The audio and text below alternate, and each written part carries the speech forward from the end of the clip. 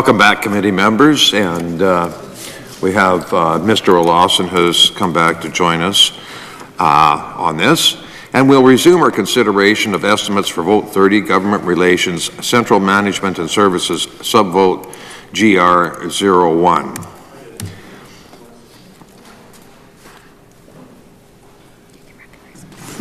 She can start her questions again. Oh, Miss Rancourt. Yes, thank you. So thanks for the little bit of a break, and now we got our long stretch here. So, but we got a lot of really important things to discuss here, and there's a lot going on with municipal relations and municipalities. So I'm going to ask about one of the key action notes that you had in your ministry plan for 2018-19. And the one I'm asking about right now is the one that says it is to ensure municipal and First Nations interests and authority are reflected in provincial cannabis framework and legislation. So how do you plan on establishing this?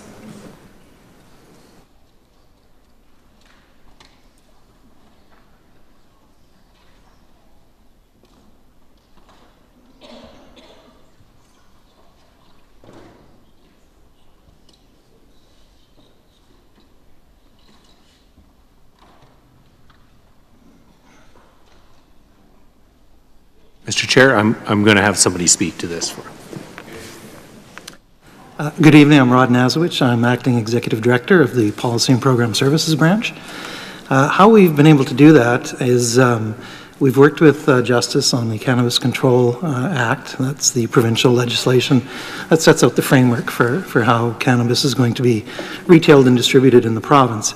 And excuse me, what we've done is make sure that the municipal authority to opt out, as well as the First Nation authority, to opt out of having a retail operation in their community is provided for in that legislation, similar to the way it's provided for in SLGA's liquor and gaming legislation. So that is in the Act that's in the House currently, we think that addresses a lot of the concerns that municipalities had regarding cannabis and whether they want it in their community. So it becomes a local decision.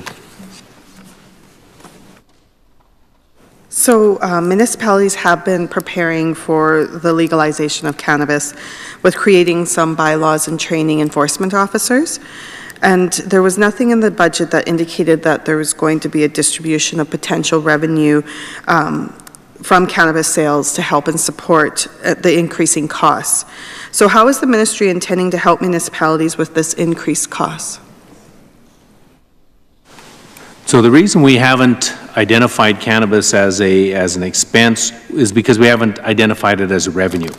Until we can determine what the law is going to be from Canada and when it's going to be in effect, and then what we're going to require for training, for background work, until we can get some of that under, I guess, so we can understand what that's going to be, we're not going to put that as an expense on on the budget, and we're also not going to put it as an income on the budget because we just don't know when all of this is going to get implemented. So municipalities have already started sending their police officers to go get training so that they could be able to enforce any of the legal aspects of the legalization of cannabis, so the zero tolerance for drinking and driving and some of the other aspects. And my understanding, it costs quite a bit to send an officer for that kind of training. So municipalities have been using their own resources to be able to pay for that. Is the ministry intending on reimbursing this cost or helping municipalities with this?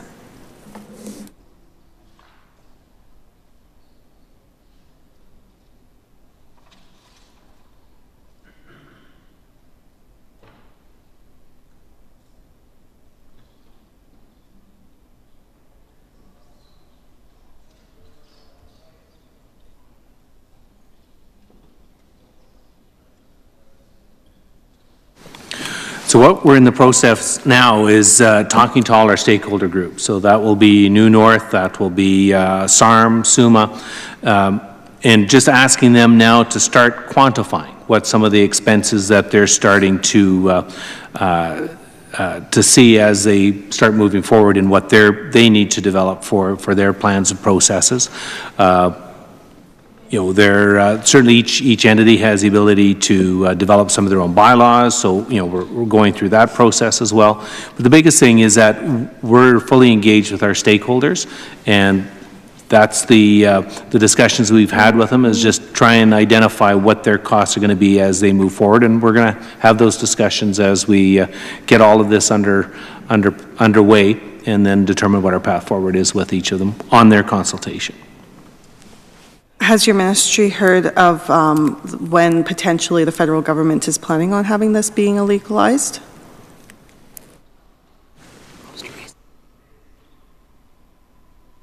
Some of the advice that we've been given is that it may be as early as September, and we're not sure what the final date may be. So it's a way off yet. Yeah, I know the municipalities too have been feeling that they're trying to be proactive with regards to this, so that they're prepared for when it happens, and some of the changes with their bylaws, and it's been a heated discussion within councils and how they could go forward with this, because we know we want to make sure we do it right at the beginning, and make sure that there's a good plan going forward. So I've had some municipal leaders contact me with concerns about how they might get reimbursed for some of these expenses. Who do you suggest that I tell them to contact? Would it be SUMA or SARM, or would it be your ministry? I would encourage them to talk to both the entities that they're involved with, whether it's SUMA or SARM or New North. And they're the ones that have put working groups together with us on the consultation level. And it would be far easier for them to kind of accumulate that kind of information and present that to us, probably in the most efficient way. Yes. But at this time, your ministry isn't prepared to say that you are going to reimburse these expenses? Well,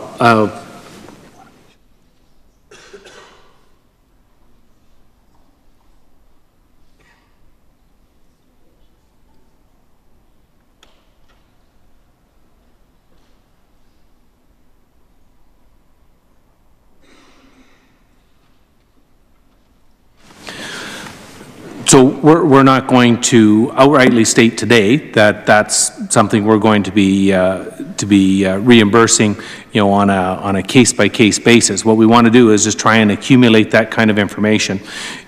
You know, when we look at historical background, I mean, we didn't pay for enforcement of alcohol. We didn't pay for enforcement of, you know, bylaw enforcement and those kind of things. So we need to take all of these things into account before we make any policy or any direction moving forward. So what we're doing is working very closely with our stakeholder groups to make sure we understand what you know, extra issues that they may be dealing with, or other extenuating circumstances that they may be facing that, you know, we need to be aware of at this point. Because my understanding too is that that is what a portion of this municipal revenue sharing is for the municipalities to perform duties for the province, which the justice system would be one of those aspects. And with the fact that the municipal revenue sharing will be frozen for the next year, already indicated by yourself at the conventions, it's providing a little bit less comfort for municipalities, knowing that they're going to have support from your agency when we know the increase of those costs are coming up, and those law enforcement responsibilities are provincial responsibility, and so I think that's where their concern is, when they already know that you've indicated that municipal revenue sharing will be frozen next year, and they know these costs are increasing. How's the ministry going to support them?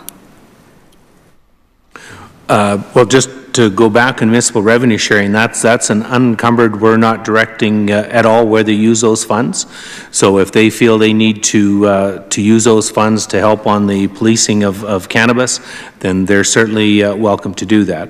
So we're not going to direct provide any direction on where they're going to spend their municipal revenue sharing funds. But like I say, we'll continue to engage with them and just see where we're going to end up. And, you know, it's just premature, I guess, to speculate right now because we honestly don't know what this is going to look like. I mean, we can be as proactive as possible and certainly, you know, recognize the communities that are being proactive in what they can do out there. And we're certainly going to be engaging with them and through their stakeholder associations, but just not committed to make that decision today. There was over $15 million increase to the new Building Canada Fund. So how much of that funding is federally based?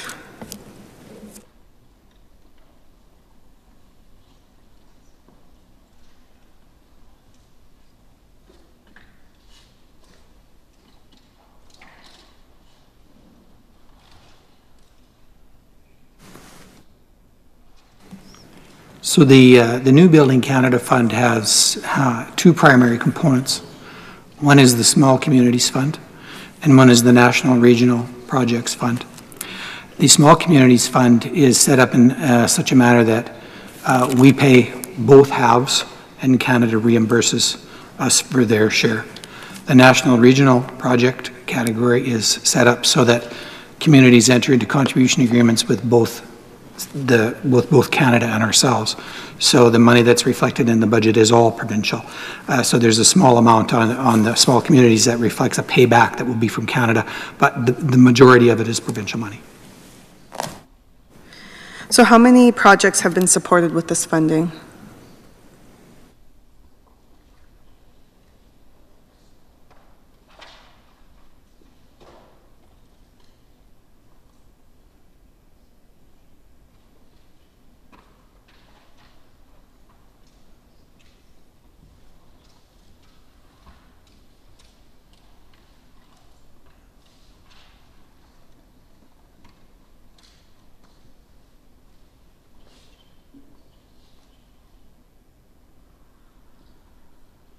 Okay.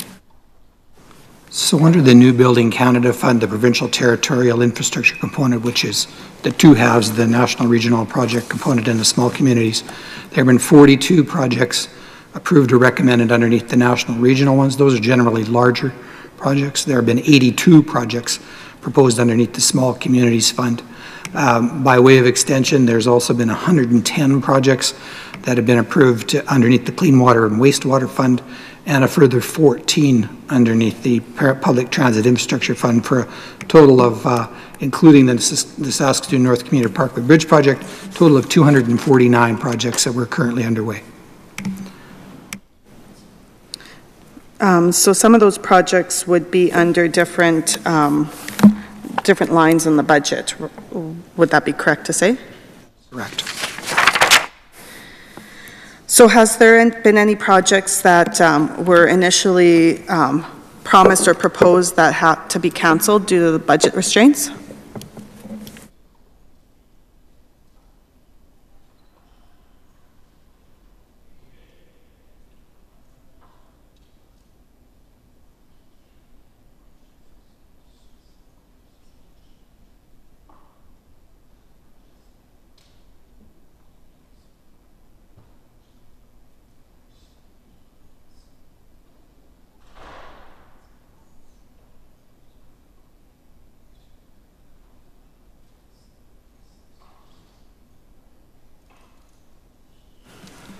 So there have been no projects that have either been recommended or approved by Saskatchewan to Canada that have had to be cancelled. We don't recommend or approve a project that we haven't made a commitment to. So once we do that, then the project is good to go. There are still many projects at the municipal level that have not received funding, and just because of the amount of money that's in the programs, won't. Now, we are in negotiations with Canada on the Investing in Canada Infrastructure Plan, which is what we used to call Phase 2, and now it's ISIP. When we actually get that agreement signed, there'll be new monies that then we will open an intake and communities will apply for their project priorities, and we will go through an assessment process the same way we do each time we have a new program, and then make recommendations on the projects based on you know, who applies for what. But in terms of we haven't had any cuts to programs. Again, I spoke earlier this evening about the ebb and flow of these programs, and that's really what it is. We have an allocation at the beginning, for example, underneath the new NRP and the FCF fund. We had a total of $196 million federal, which was matched by Saskatchewan on that. But that is over a course of time. So we plan the intakes and the project approvals and the project recommendations, and then expend that money over time. So there hasn't been any projects that have been compromised because of any changes to this budget. And due to the increase of PST and the fact that it was the elimination of the exemption on construction material, that has cost municipalities a lot more for some of these programs or projects that were initially funded for, and they had money saved up for. So is the province planning to help municipalities with this increased cost?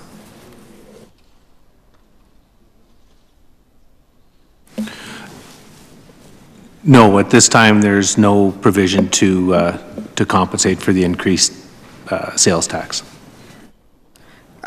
So with a project that, like some of these projects are very expensive, and my understanding is that with the new Building Canada Fund, that it's a third provincial, third federal, and a third municipal.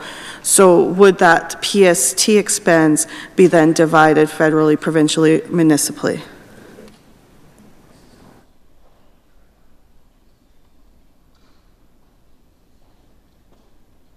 I'm not sure I entirely understand your question. The PST would be charged on whatever construction services or materials that were bought for the project. It wouldn't make any difference whether it was provincial, federal, or, I mean, the community doesn't go buy concrete with the federal contribution and rebar with the provincial, and you know, sidewalks with their own. The PST would be charged on whatever components of the project it was liable to be taxed on.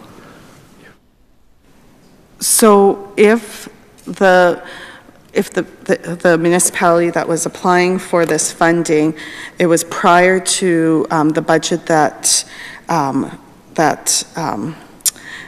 indicated that the PST exemption was no longer going to exist. So if it was prior to I think that was the 2017 budget, and it was agreed on that this project would go through, and the province, the municipalities, and the feds all agreed that they were going to give that amount, but then because of the budget that infrastructure project was costing more because of the increase of PST, did the provincial government change the amount that they were going to provide with that funding to reflect that amount, so it was divided evenly between the three sectors?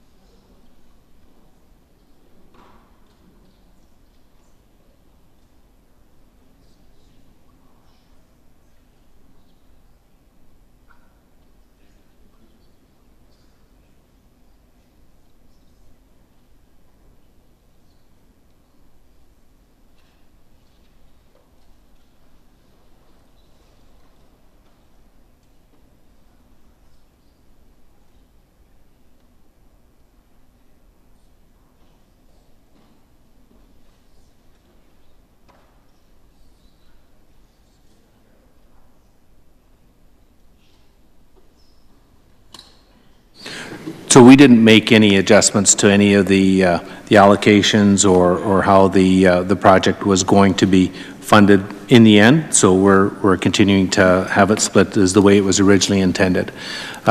You know, what we found is that over time, a lot of the projects have come in kind of under what they were originally estimated at. So, you know, the overall expense to a lot of communities maybe isn't as significant as what they first anticipated.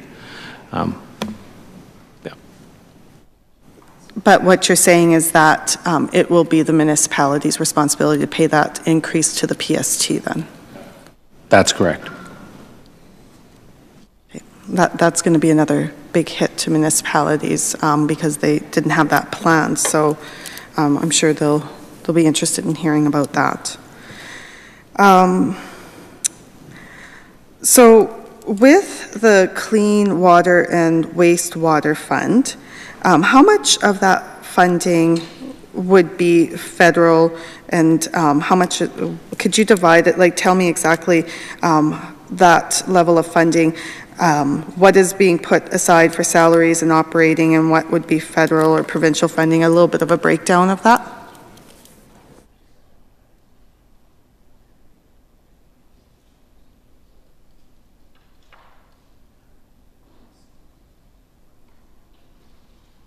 So, writ large, for the whole program was $89.4 million federal, $44.2 million provincial, and $44.2 million municipal. So it was a 50-25-25 split. In the current budget year, Clean Water Wastewater Fund for 2018-19 is $37.4 million, with about $24.9 million returned as federal revenue. That's the Clean Water Wastewater one is like the Small Communities Fund, where we pay both shares and then we're reimbursed the federal portion. So, but the proportions are 50-25-25. And was there any of those projects that were planned under this funding, was any of those canceled?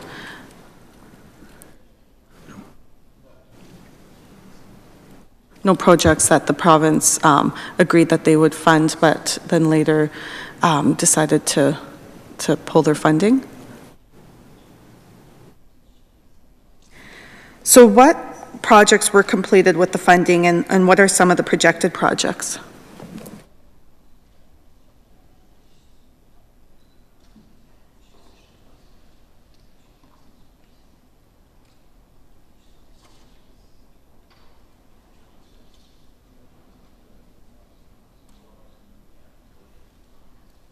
So of the 110 projects that were approved underneath the Clean Water and Wastewater Fund, as of today, 13 are completely approved, are completely done. The rest of them are in varying stages of completion. I don't have the complete list of communities and, you know, whether it was a wastewater or drinking water. I can get you that information if you're interested in the listing of all of the projects and what they were called. But of the 110, 13 are currently done. It was interesting because the Clean Water and Wastewater Fund was originally designed by Canada to be a 2-year program. We had negotiated as hard as we dared to try and make it a 3-year program because we knew it was going to be very difficult for communities to apply, get approval, plan, tender, build, all over the course of only 2 seasons, and we were right. And it wasn't very long ago that Canada confirmed that they have extended the program now for the 3rd year. So by the time we are done this current fiscal year and a little bit of cleanup in the year following, then all of those 110 will be done. It would be nice to have that breakdown. That would be appreciated if you could send that to me. That would be great. So we were just previously talking about some of the northern communities that we're going to be having some infrastructure changes, and you were indicating that some of it would be based on establishing some different water work opportunities, like changing their I don't even know the wording for that, but would that be like covered under this funding? Yes, we have ordinarily the practice that we follow when we have funding programs like this is with respect to the north, we have, rather than have the communities apply en masse like happens in the south, we actually make an allocation. We work with with Sask Water, who does much of our project management in the north. And so we work with them, and they develop a plan, and we fund it accordingly. So, for example, underneath the Clean Water and Wastewater Fund approved and announced projects in February were one for Creighton for water and sewer main replacement for $1.75 million, Green Lake, Isle Lacrosse, La Loche, Michelle Village, Pine House, and Stony Rapid were in that. Total eligible costs for those particular projects were $13.2 million. Some of that at the end is the same funding formula, 50, 25, 25, but we allocate to the north, and we have done that underneath the Clean Water Wastewater Fund and also the New Building Canada Fund as well. So will this be the final payment for the Public Transit Infrastructure Fund provided by the federal government? Yes, there were 14 projects that were undertaken by the 4 largest cities that were funded underneath the PTIF, and most of the expenditures, because it's just a different sort of project, you know, buying buses and doing that sort of thing is a much different thing than building waterworks. And so most of the projects were done, and in this current year we will be finishing up, and then we'll be done in this budget year for the public transit side. And how much of the gas tax program funding has been paid out last year?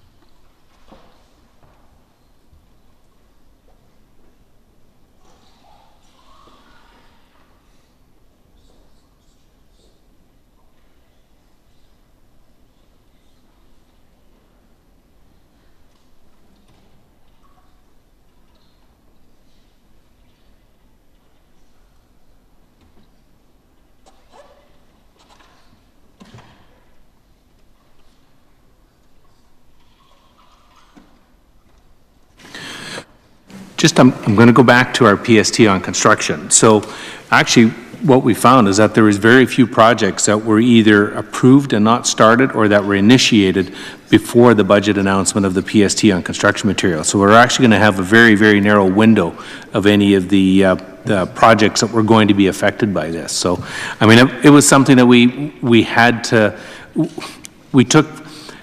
we were very conscious of some of the expenditures and costs that were going to happen, and unfortunately, you know, there's always that timeline of people kind of caught in the crossfire of decisions that were made. But again, trying to you know, be fiscally responsible for the province, trying to get everything back to balance, you know, that decision had to be made, and the cutoff was made. But what we'll find is that there is very few projects that are actually going to be affected by the PST on construction. After that announcement was made, then any of the projects that were approved after that are actually going to have that looked after in their project costs. So we're going to find a very, very narrow window of those projects that were affected. So how many projects would that be?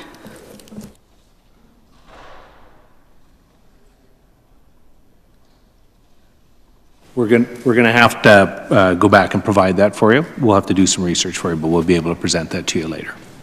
Okay, thank you. So with respect to the question on the gas tax program, Dan, last year was paid out $58.8 million, and this year the gas tax budget for 2018-19 is $63.5 million. And how many projects were funded last year using this fund?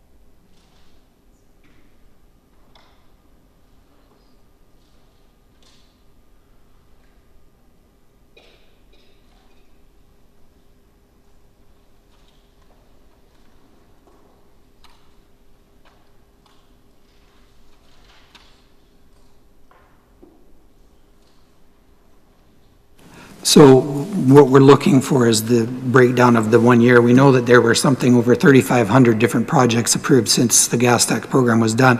The way communities access gas tax is they submit an infrastructure investment plan. And ordinarily, the infrastructure investment plan will include a number of projects.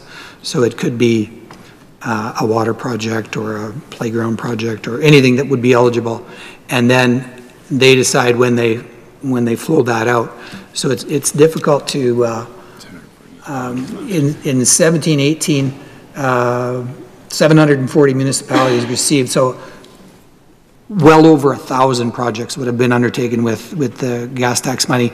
Again, it's difficult because they're not all nicely compartmentalized into any one given year. The money comes on an annual basis, but the projects sometimes flip-flop between two, so it's difficult to come up with an exact number, but there are very many projects undertaken through gas tax. How many of those are active at this point?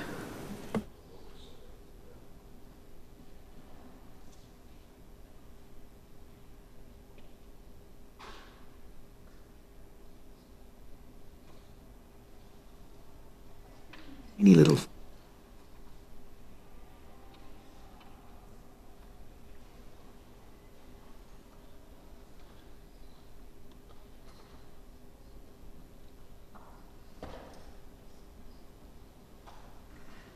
The number we have here is about 556 of the ones that were started are done. The rest of them would be in some stage of completion.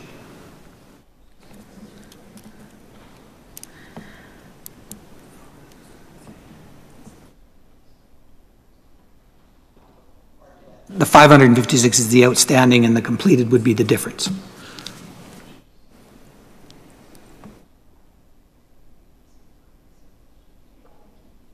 I'm going to get back to the PST because that's on my mind right now, and I want to put some remarks on the record that if there are just a few projects that are affected, and now after eliminating that exemption, the province is willing to pay for the PST portion of the expenses on any future projects. We heard today from the finance minister that anyone who purchased a car before this budget, they won't have to pay the PST on the car if they register it after budget day. They could call the agency and they will be basically grandfathered in. And so we know the government has that ability to do that. And so for the provincial government to not help these municipalities with this expanded cost, that is fully their responsibility and their doing with eliminating the exemption, I think that is really putting these municipalities at a further disadvantage because they didn't expect this increased cost. And I know the province has the ability to make allowances or grandfather them in or do whatever they need to do to add and help them with this added expense. So regardless if there's just a few projects, I think the ministry has a responsibility to help these municipalities with this increased cost. So.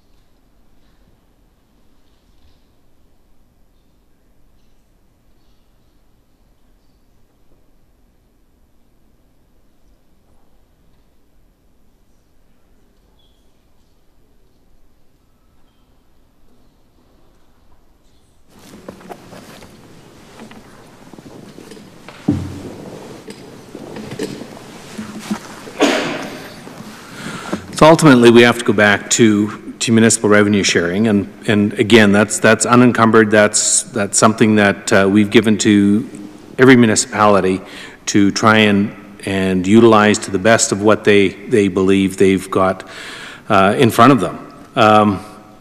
You know, quite often when it comes to any project, you can either come in under budget, you can come in on budget, or you can come in over budget.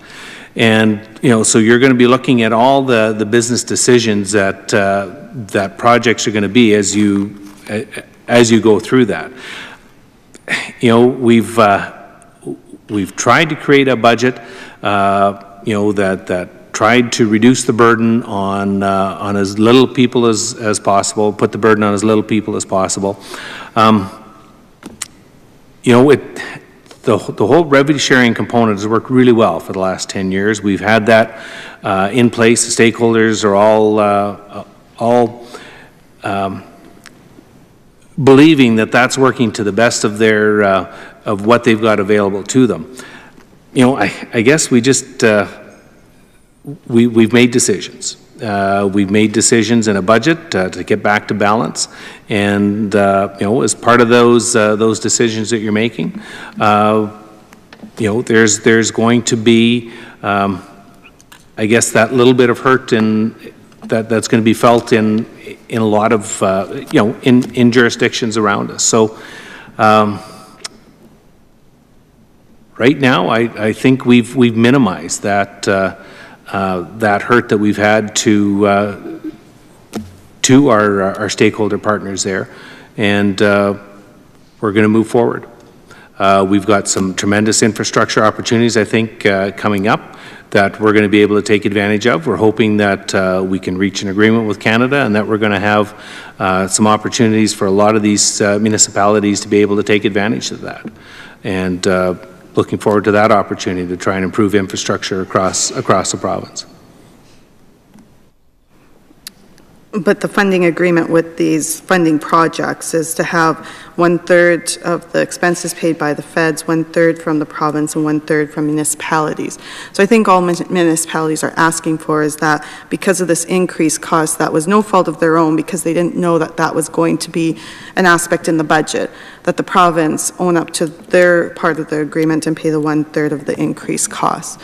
And I'm, like I said, I'm just putting it on the record, and I know some municipalities have contacted me about this concern, and if there's just a few projects, I don't think that's something that's too much to ask for.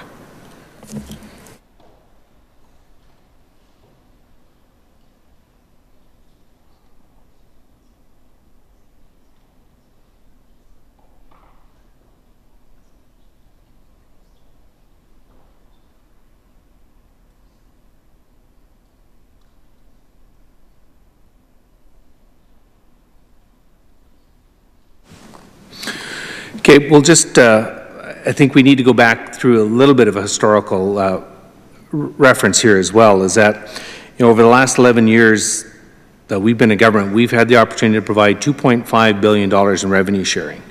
You know, that's a significant amount of money that again has got an unconditional values to it.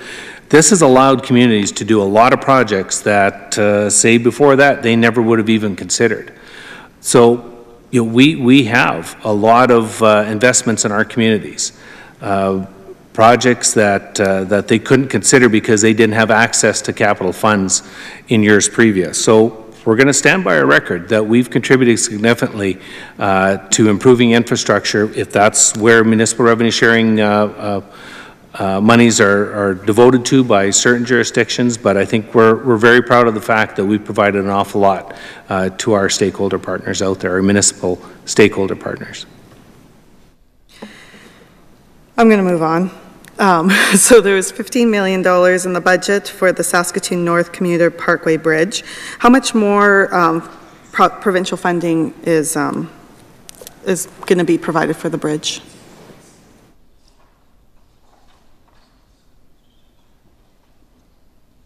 So this last $15 million payment completes our commitment, $50 million commitment that we've made to the Saskatoon Commuter Bridge. Okay. And according to the operational plan, a key action plan is to lead a regional planning dialogue to discuss successes and challenges with planning district commissions and other regional planning groups. So in what ways have you started this, and what do you have planned in the future?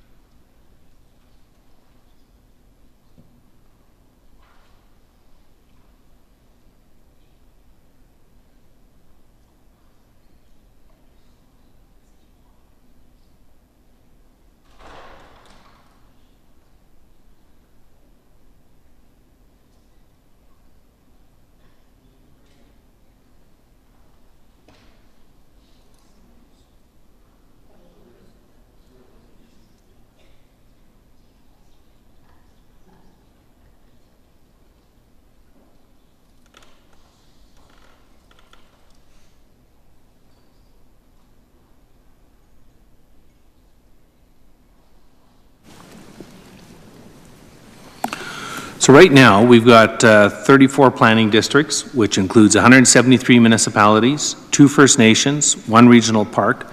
This represents just around 500,000 people, so just about half of our population in Saskatchewan.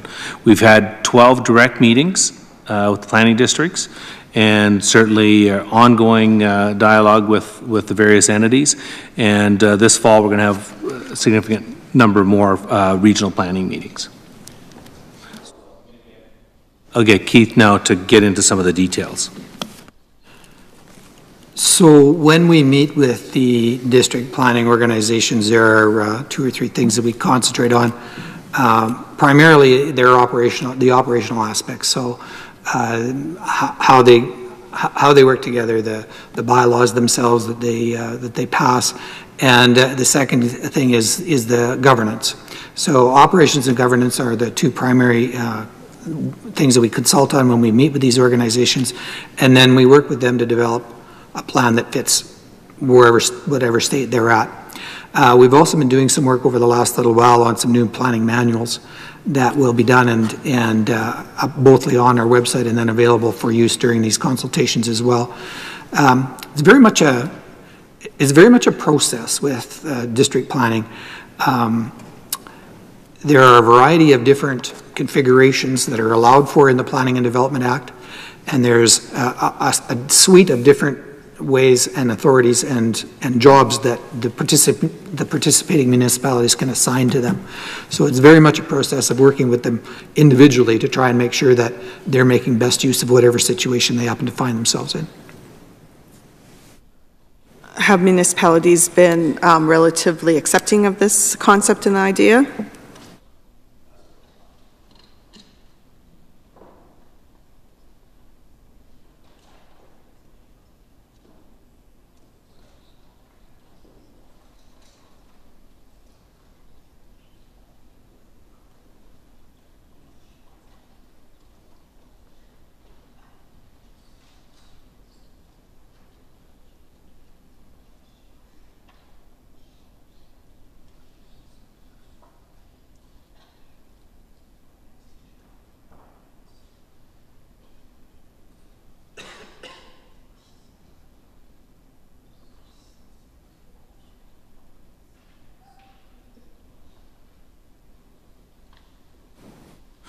So what we found is that we're responding an awful lot to communities and jurisdictions, municipalities that want to have an organized plan put together. You know, they see the synergies of working together, they see the opportunities that they can do by working together, and we're certainly doing everything that we can to encourage that kind of regional cooperation.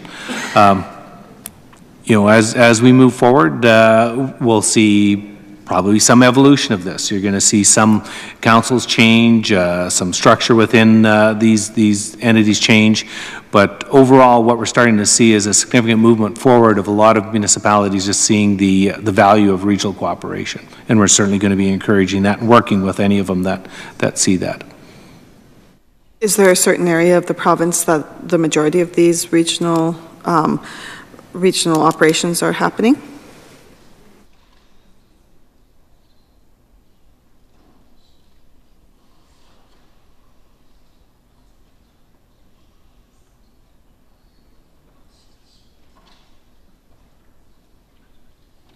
Yeah, there's no distinct pattern. I guess what we're seeing as maybe a trend is certainly development around high growth areas where there's certainly potential for more growth and advancement.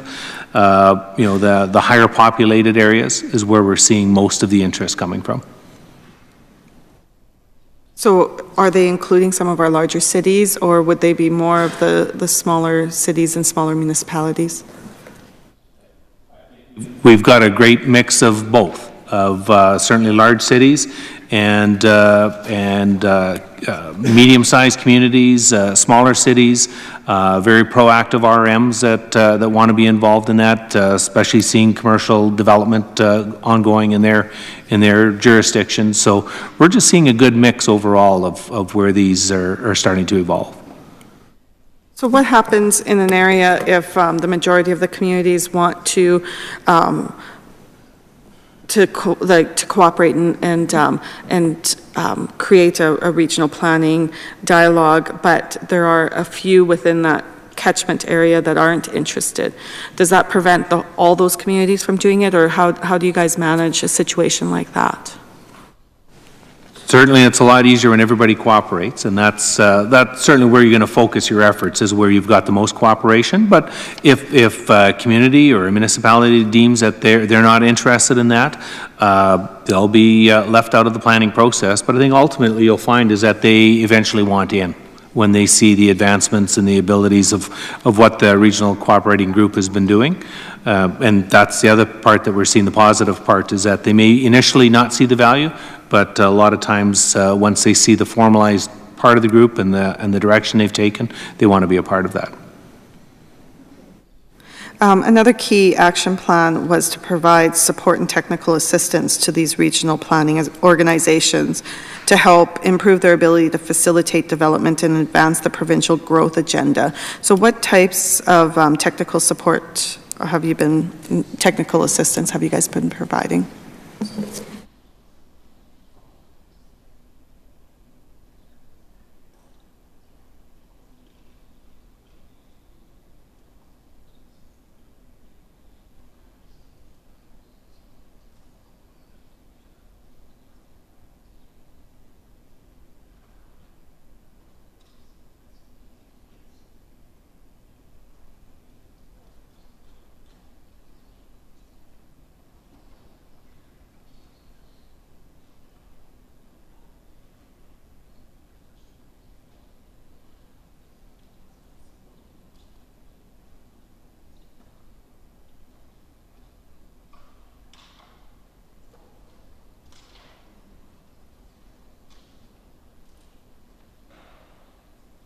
So part of the direct meetings that we talked about earlier is very much part of that initiation of getting groups together and understanding what some of the roles, responsibilities would be.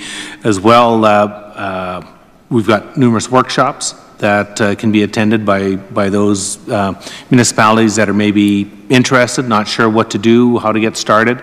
The workshops provide that kind of background, goes through the legislative responsibilities and things that they would need to take into account. We've actually got a department that's devoted, designated really to that kind of regional development phase. So we've got community reps that any municipality phones in, wants to know more about it. We've got people, that's their sole purpose, is to provide direction to these municipalities that are interested in moving forward on this. And another key action plan was to develop an online subdivision application system to improve client and inter-ministry services. Has this been started?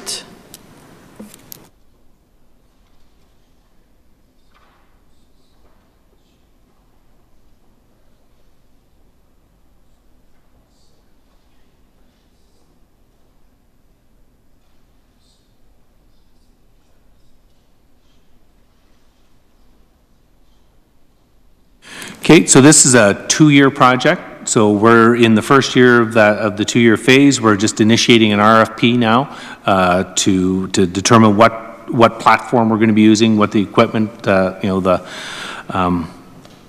hardware that's going to be used for this. It's going to be installed. We've got the second year of the budget. Then we'll kind of complete the project, and then it should be initiated probably 2020. Up and running by 2020. Up and running by 2020. Yeah. Okay. The recent Ombudsman report indicated a substantial increase in municipal complaints. Can you indicate what the ministry plans to do to address this?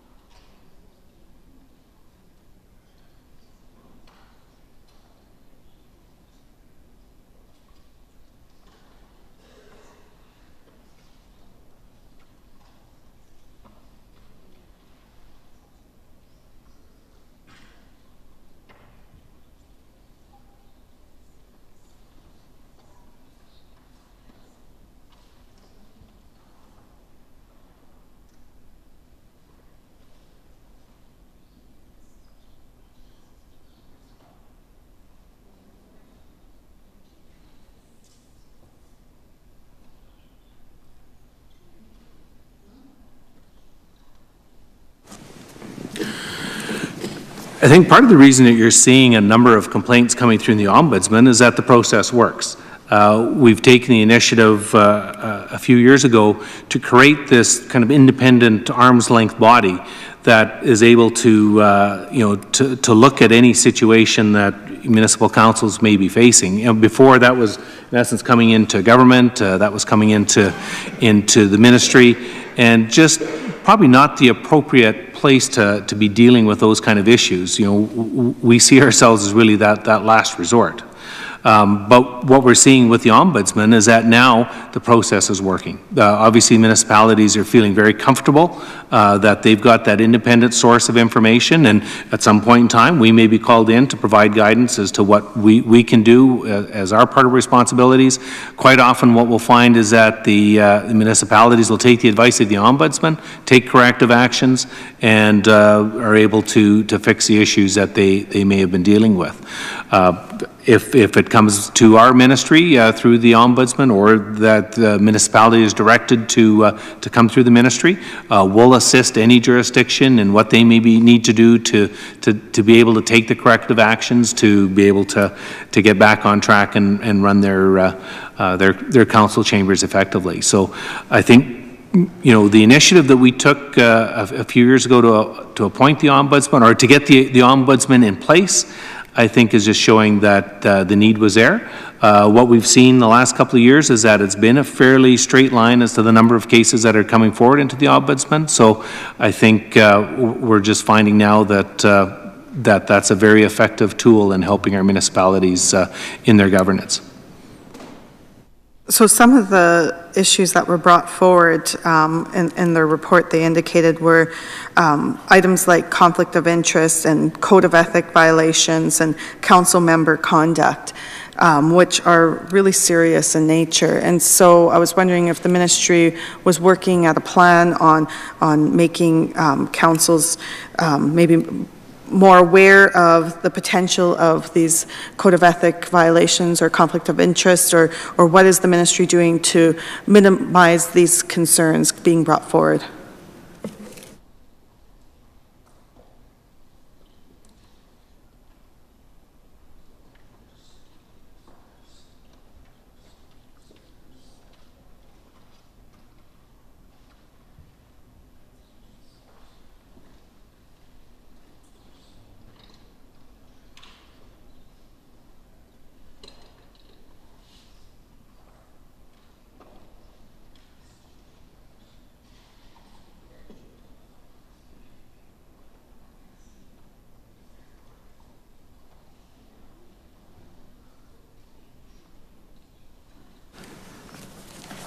So I'll begin by talking about the steps that we took legislatively to put in place a framework that was intended to provide councils with more clear direction and a better set of tools in their toolbox. So the fact we introduced the public disclosure statements and are requiring a code of ethics and a code of conduct, and not only for the elected members but also for officials, now gives municipalities a clearer set of objectives and goals that they strive for. We have done a bit of outreach to about 25% of our municipalities to make sure that things were going okay and that they had things in place.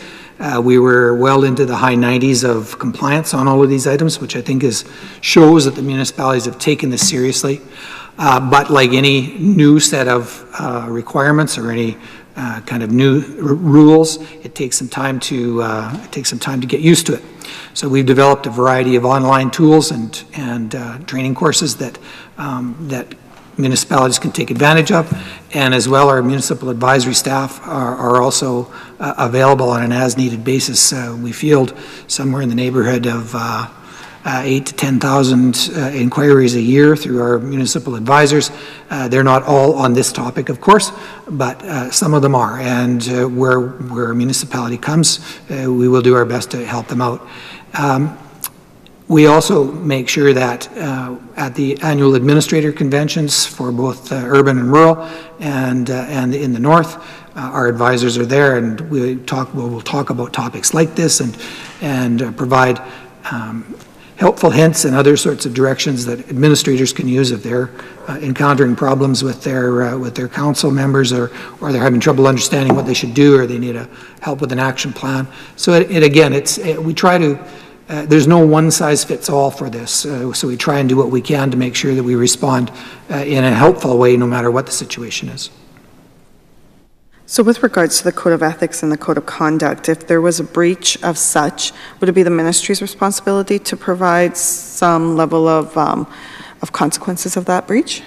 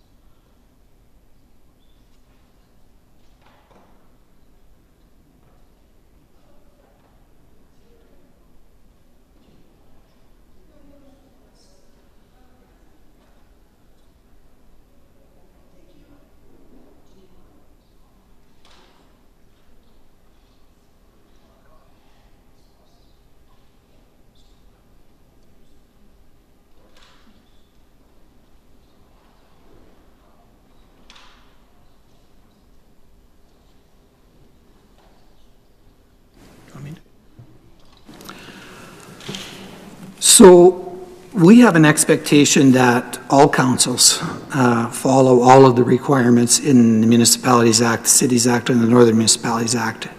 That law is there for a purpose, and it is our full and I think reasonable expectation that councils do their utmost to follow it. When we become aware of a situation where something hasn't been done in the way that it's supposed to be done, we'll ordinarily reach out. And it will be, generally speaking, an escalating sort of situation. Were you aware? No, I wasn't. Now that I am, we'll rectify it. Sometimes, depending on the situation, we would provide a time frame for action and make a request either from the executive director level or the ADM level that would provide, this is a legislative requirement. We understand you haven't complied with it. Here's the standard. Please report back to us within 30, 60, 90 days, however complicated the action might be, and report on how you're planning to address this. Ultimately, the legislation does provide for the minister to either provide a directive or to take what I suppose could be called punitive action. That's always a last resort for us, and thankfully, in virtually all of the cases that we've come to this far, it's never come to that. We will also take things. We will offer mediation and help in some cases with the costs of that. Our goal in this is not to punish elected council members for either not being aware or not following the legislation in a strict manner. It's the outcome we're after. It's the compliance. So if we can get there through a cooperative process, it's a much better outcome for us and for them than it is to go in and try and be too strict about it. Okay. And you were indicating that there was some training that you have available. Is there a requirement to take this training, or is that just suggested? There's no legislated requirement, but most councils will take advantage of those sorts of things when they have. Not all of them. Some of them, depending on both their professional background and what walk of life they're from, either do or don't need it. But it's not a legislated requirement that they take the training. Okay, good. It's good for people to have an opportunity to report in an avenue that they feel comfortable in, but it's also then the ministry's responsibility to hopefully limit the amount of complaints that come forward, and if there's ways that you can do that, that's nice to see that you're working towards that goal. So the grants in lieu of property taxes increased by $200,000. Can you explain this increase?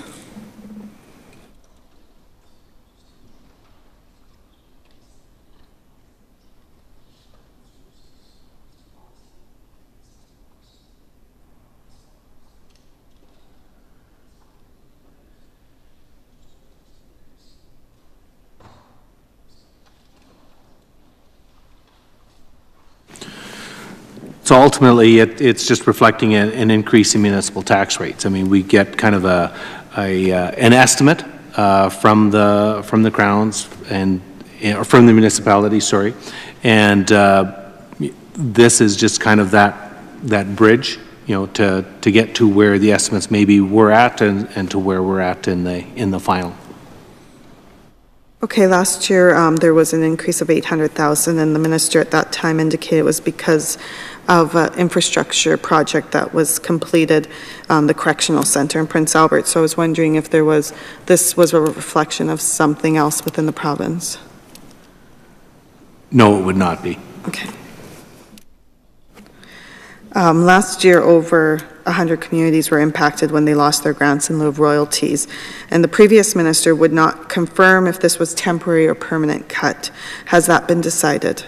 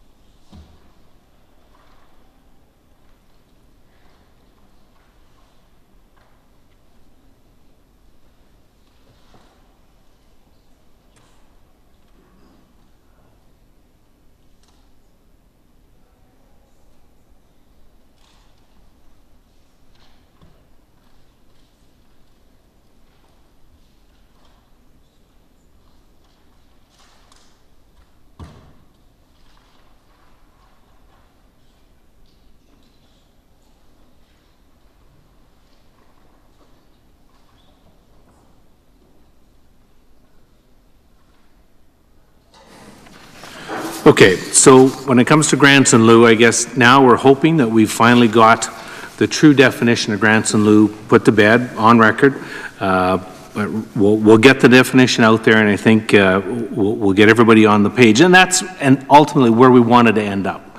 We wanted to get grants in lieu to actually define, to have the definition of what it truly is meant for, and that's a grants in lieu of property taxes based on assessment. And so that's the first change that we've made, is that now that is the only thing that's ever going to refer to again as grants in lieu. So that's, we've taken out the surcharges, we've taken out all the other points that used to be referred to, franchise fees used to be referred to as grants in lieu, no longer referred to as grants in lieu.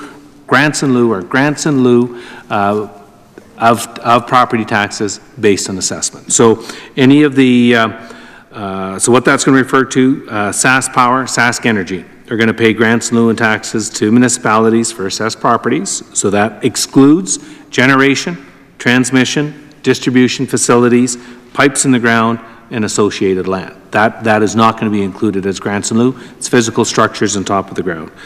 So it's the same process for executive government. This year, we're estimating that the total grants in lieu for all Crown property that's reflected is estimated to be $21 million. So that's going to be an increase. We're expecting an increase of approximately $3 million over 2017-18. So that's strictly to do with grants in lieu based on Sask Power, Sask Energy assessed properties. The Sask Energy municipal surcharge now. So we talk about fairness and transparency and equitability to all, only accounted or was only accessed by 109 communities. So, and some of that was at 3%, some of that was at 5%, so it was all over the map, even to the communities that did qualify for it. So that's changed. What we're doing now is Sask Energy surcharges are available to every community in the province. Every urban community in the province. They're given an option. In fact, if they don't want to participate, we've given them the option to indicate to us that they do not want to participate. We've also given them the option that they can opt back in if they've opted out in a term, right? So now we've got 457 properties that are going to have access to the Sask Energy municipal surcharge. That's going to be collected at a rate of 5%. So we're going to see approximately $30 million collected by Sask Energy, or through that Sask Energy surcharge. It's going to be distributed to 457 communities now. So that's a little better than the 109 that we were at before. Municipalities will not receive the same offset payments provided in 2017-2018. Otherwise, what we've set up is a temporary financial assistance to municipalities that are going to be negatively impacted by this change in Crown payment charges now, or changes. So we're estimating this. We've estimating this is going to be $496,000 that we're going to allocate to provide this one-year offset to anybody that maybe is going to be negatively affected by this change. So that's identified as a provincial municipal support. That's where you're going to see that in our GR budget. Okay, stop. Okay. You went around my question, but I'm assuming then those 100 communities that lost their grants in lieu royalties, that they will not be getting that money again from the government. That wasn't a one-year plan. That was permanently losing that funding.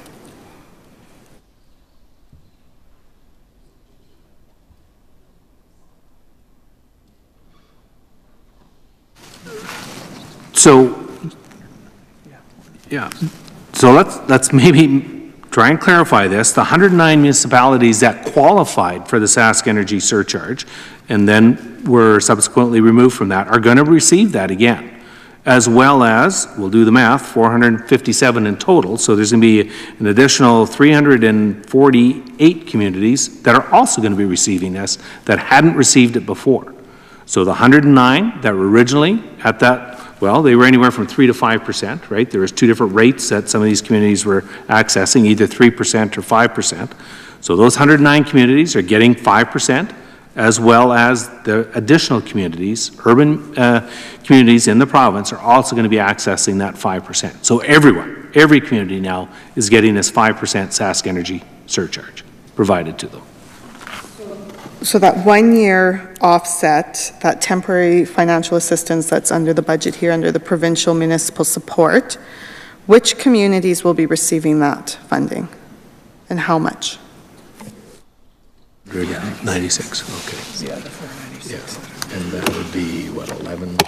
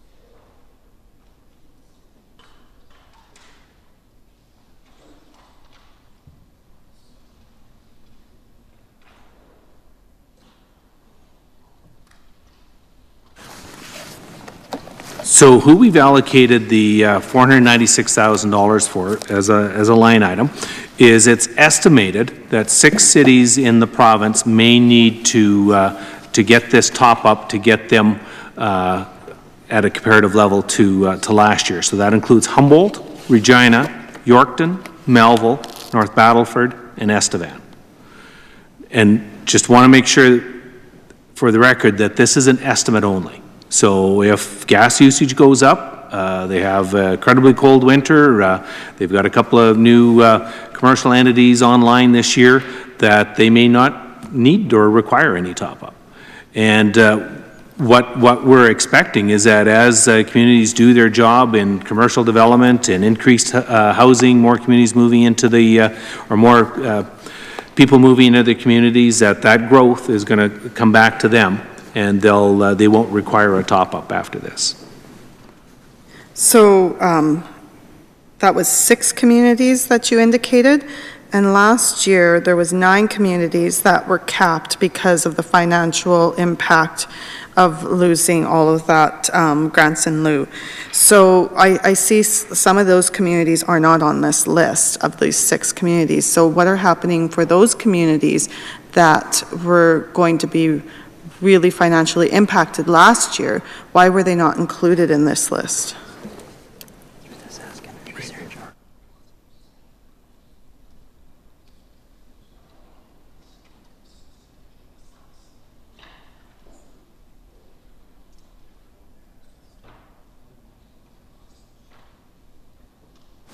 So ultimately what's happened is that as we're moving to making this fair, equitable and transparent program, is that these communities now, as part of the surcharge coming to them, are going to be above where they were at last year.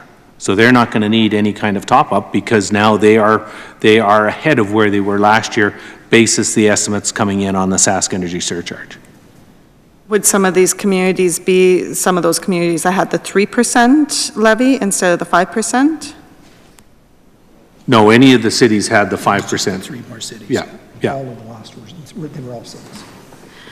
And so all the communities that were at the 3%, are they now at the 5%? Do you have any communities that are at 3% levy? Again, making this fair, transparent, and equitable to all, every community is going to be at 5%. So there was a number of communities that were 3%. They will now be going up to a 5% surcharge.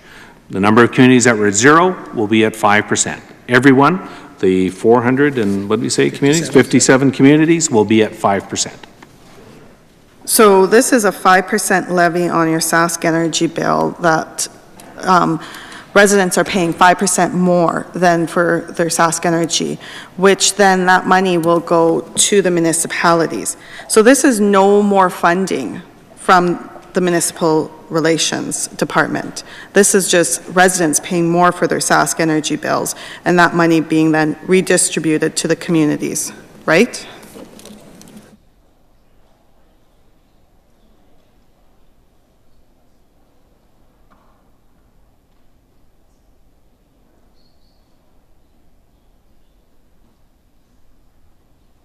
So we're really not changing the origin of where the money is coming from. The money always was derived from the ratepayers through a Sask Energy surcharge. So what we're seeing now is that everyone is assessed the 5% surcharge on their energy bill. So if you were at 3%, it's going to, an average household, this is going to mean $18 a year more on their overall cost of the energy bill. If you were at 0, this would represent about a $42 a year increase. So what that's going for, and again, that's totally unencumbered to any municipality. They're free to spend this on however they want. So if they wanted to rebate it back to their ratepayers, they're free to do so. If they want to put it into infrastructure, pave some streets, put up more light standards, they're free to do so. But this puts municipalities at a tough position because they lost millions of dollars prior, and so now they're going to the ratepayers in a different fashion to get this increased funding. And so I want to be clear that now that it's gone from 109 communities that have this 5% levy, it's now at 457 communities, so that's an increase of 348 communities. Do you have a breakdown of how many more residents then, or how many of more ratepayers will be paying due to this increased cost?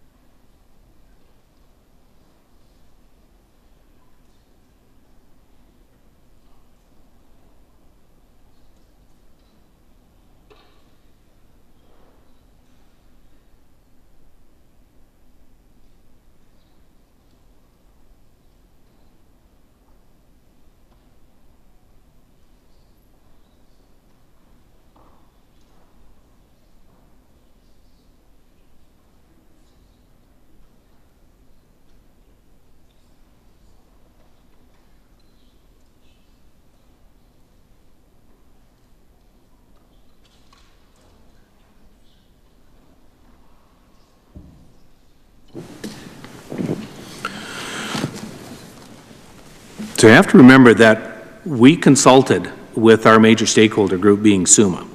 And it was actually as part of that discussion we had with SUMA that this is one of the things that came out of that discussion was, again, how do we make a fair, transparent, and equitable system available to all ratepayers? So part of the discussion we had with SUMA is that, okay, if a community feels that their ratepayers can't afford, they don't want to put this on to their citizens, they're given a provision to opt out. So that's why that provision is there. If their ratepayers have come to them, they have time to consult.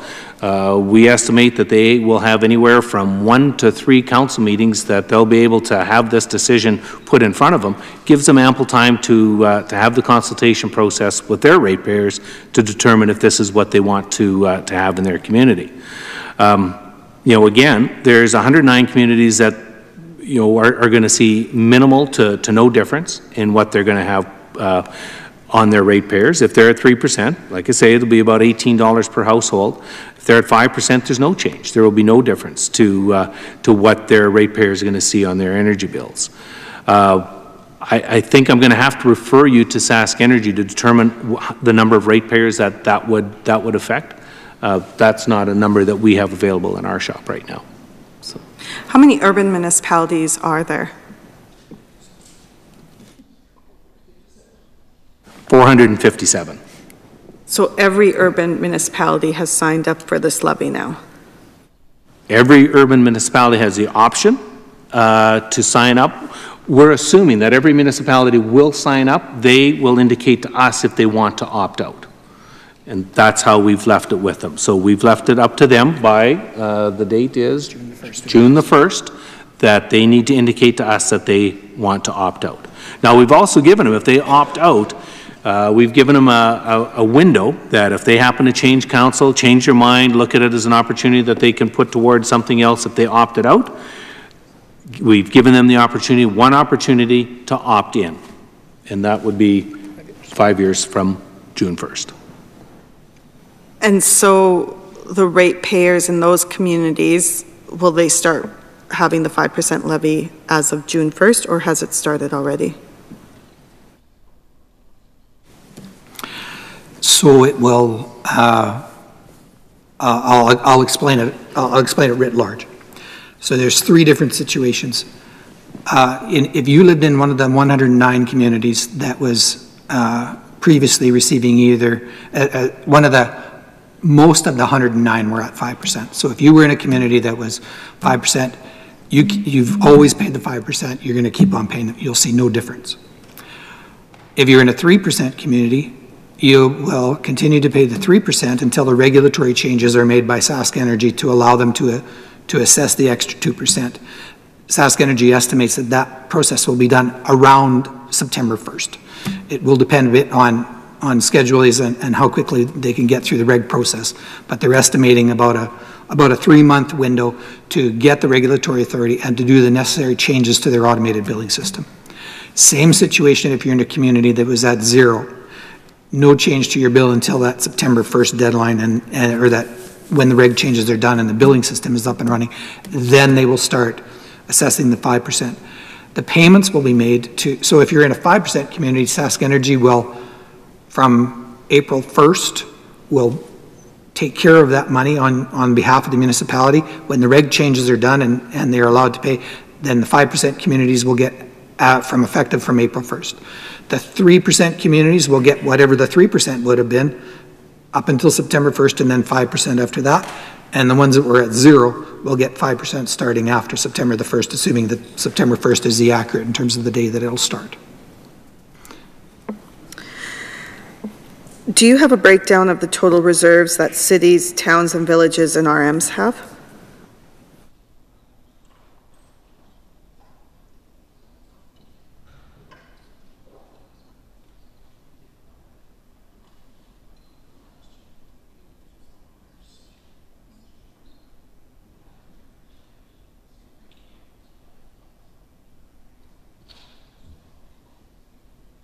So we don't have that available right now?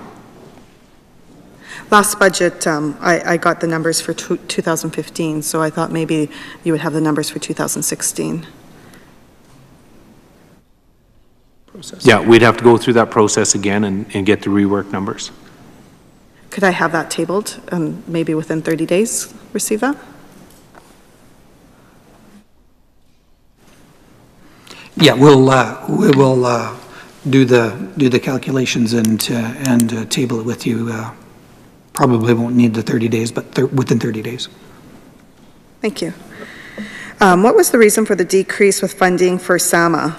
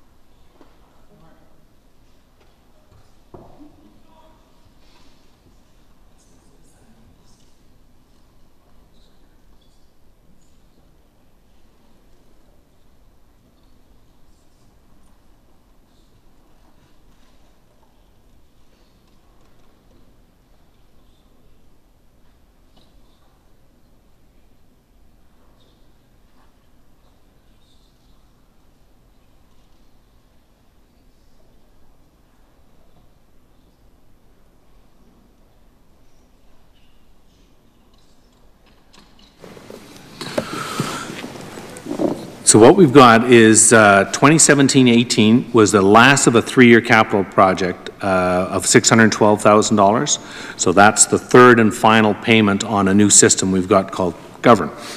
And it's an information technology platform. And what we're going to do with that is we're going to be able to increase the volume of property re-inspections. It's just making a more efficient use of the property inspection system and the reporting and things that come out of that.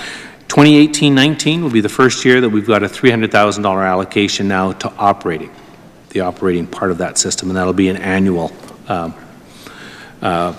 budget item that we're going to have year on year.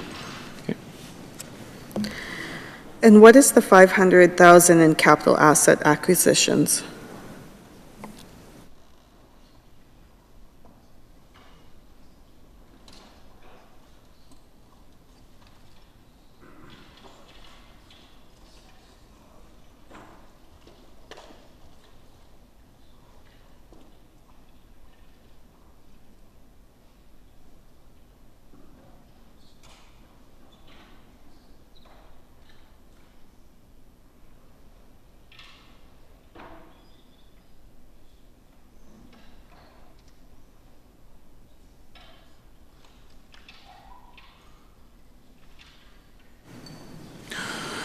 Okay, so what we've got is the $500,000 capital allocation this year for what's called a subdivision online application system, or SOLA. And next year you'll see a $400,000 capital. So that'll be this is the 1 of 2 year capital project. And it's going to move us into the 21st century of online subdivision applications. And that's supposed to be up and running in 2020, right? So what is the current FTE staff complement for the ministry?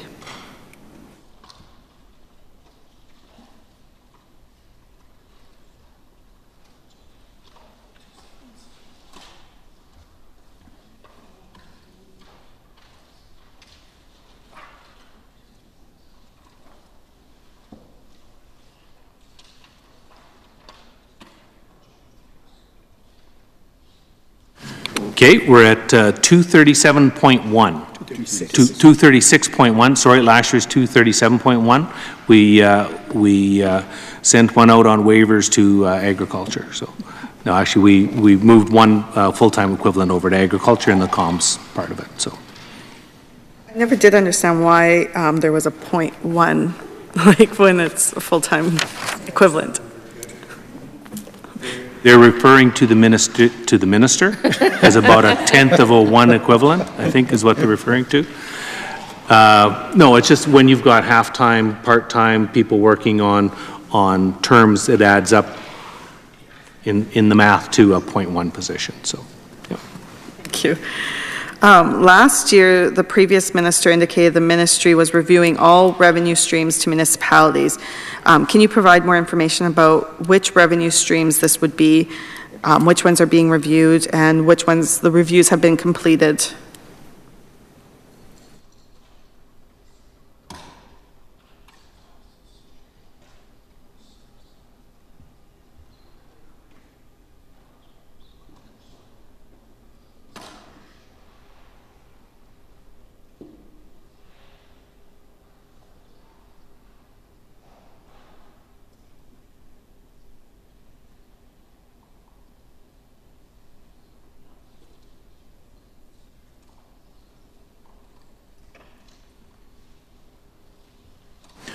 So what this is an annual exercise, just to make sure that we're turning over all the rocks and making sure that we've got all the efficiencies that we possibly can. But part of it also was going through the grants in lieu assessment, the surcharge process that we went through.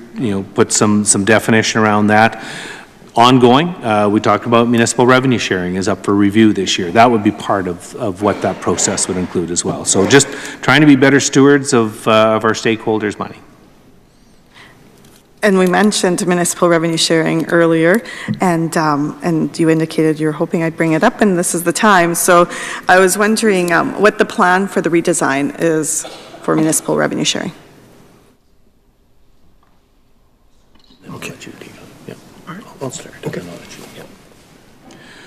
So I think, with any program that's had any kind of length of time to it, that it's always a good idea to review it and just see if it's fitting, the needs of all our stakeholders. So, and we've got our key stakeholders are all seeing differences in what's happening out there. We're seeing new infrastructure. We're seeing new capital projects. We're seeing shifts in population.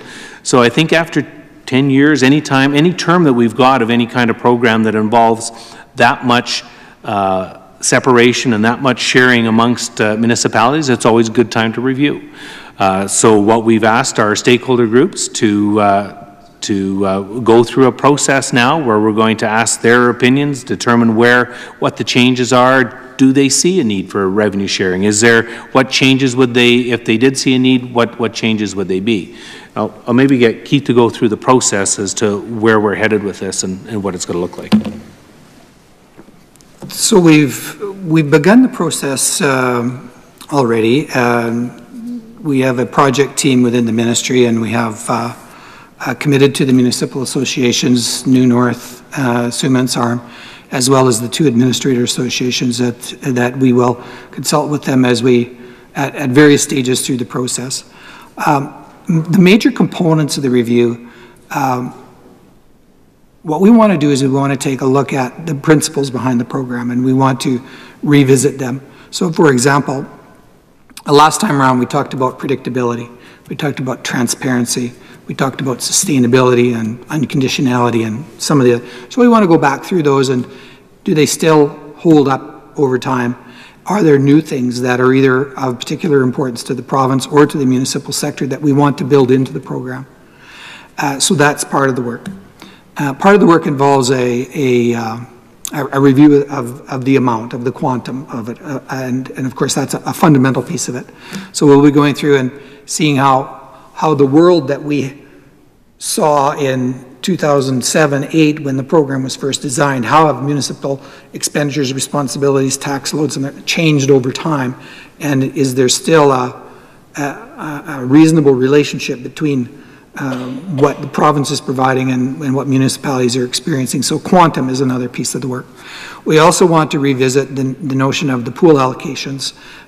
We did a review as required by legislation, and we determined that we did a review of the pool allocations and decided that because we were going to do a review of the whole program, we didn't want to just change or consider changes to pool allocations in the absence of having done the other one. So at the end, we'll revisit the pool allocations again and give some advice and some recommendations or options around how that might change. This is a collaborative effort, and we've already done one set of consultations in the north.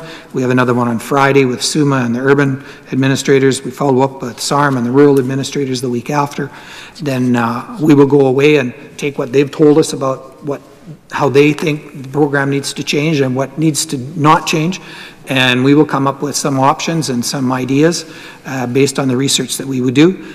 We will go back again and meet again with the stakeholders and say, okay, you told us A, B, C, and D, here's how we might address those things and some different options, and do our best as officials to come to consensus on what recommendations we want to make to the elected. At that point then, the minister will take over and do some consultations with his colleagues at the municipal level, with the elected boards of SUMA and SARM, New North. We also want to get the Northern Municipal Trust Account folks involved because they have a stake in this. And by the end, we hope to be able to have a set of recommendations or a set of changes that everybody is in favor of, and that we can then propose to government at large. So are you anticipating change to the formula? I don't know, really. I think we need to be open to it, and I'll illustrate it by this. I can't presuppose what the decision will be, but when the program started, we based it on 1 percentage point of the PST because it was, at that point in time, the best fit of predictable, sustainable, transparent, a set of numbers that we had control over as the province, and it worked. We saw some growth. Now, over the past 2 years and possibly into another year, because of factors that we can't control, we've seen decreases. So one of the questions you have to ask yourself is the PST still the best tax base to use in calculating quantum? Is there some other measure of economic activity or some other measure of what's happening in the province that is a more appropriate thing to base how we calculate MRS? So it's too early for me to anticipate whether or not there will be changes or not, but I do think that we have to be open to the notion of and what we've heard so far, at least in our preliminary discussions with our partners, is that they understand that as well. Their world has changed in the last 10 years too. So I suspect there will be change, but I don't know. It would be foolhardy for me as an official, first of all, but second of all, this early in the process to try and guess what those might be. Because with my communications with municipal leaders, they indicated that they appreciated the revenue sharing program with the 1 point of the PST. They knew that there was going to be ups and downs, and that was something that was decided, but it was predictable and transparent, and so they knew when they were going to be getting less revenue, and they could plan for that. So I'm glad to hear that you guys are doing your work with consulting with the stakeholders. Because that's going to be a real important part with making some of these decisions.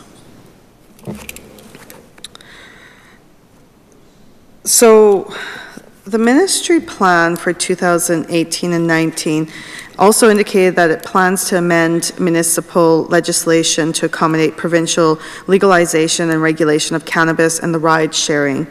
So since you plan to amend these pieces of legislation already, is there a plan to change legislation in the Cities Act to allow municipalities to have the power to tender taxi plates at fair market value?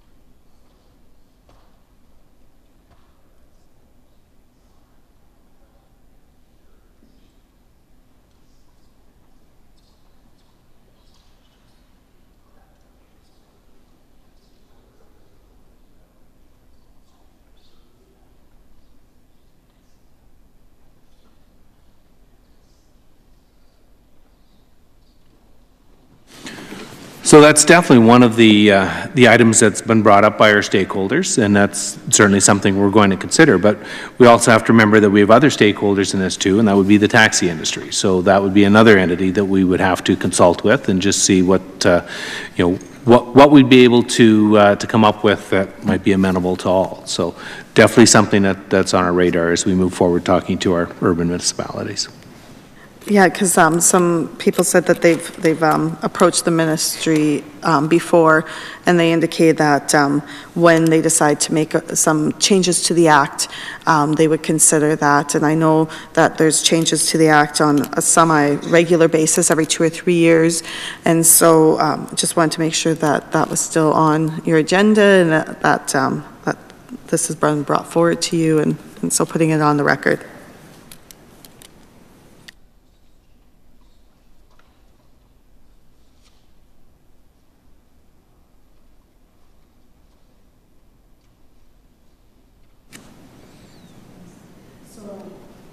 So when will the Cities Act potentially be reviewed again?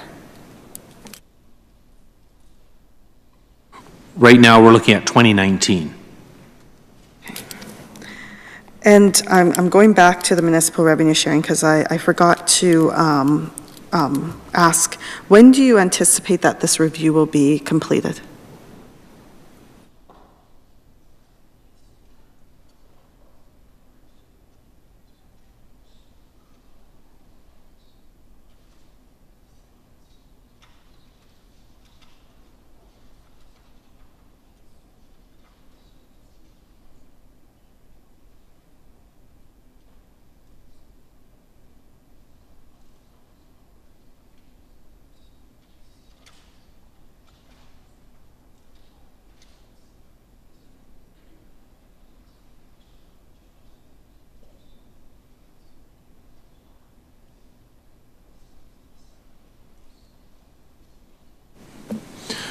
So our goal is to complete stakeholder input by the end of the year, and then if we need to change legislation to move that into the following year, just always take into account that we have that 2-year lag on PST, what municipal revenue sharing is based off of, so we always have to be cognizant of where that is too in our cycle. So that's our goal, is complete consultations by the end of this year, and then if changes are made to implement those in next year.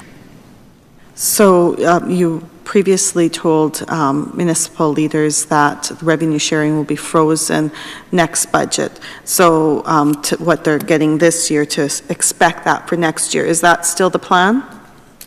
The plan is that would be the minimal amount that they would expect, so they're able to use that as a budget item going into next year, and it gives us that opportunity then to make sure we go through the process and get all our stakeholder input and be able to put a plan together that we can move forward with. So yes, that gives them kind of a floor value of what they can expect moving into next year while we're going through the legislative process. So no municipality will get less revenue sharing next year than they got this year? Guarantee that. Right, because of population. Right? Well, not so much population, but because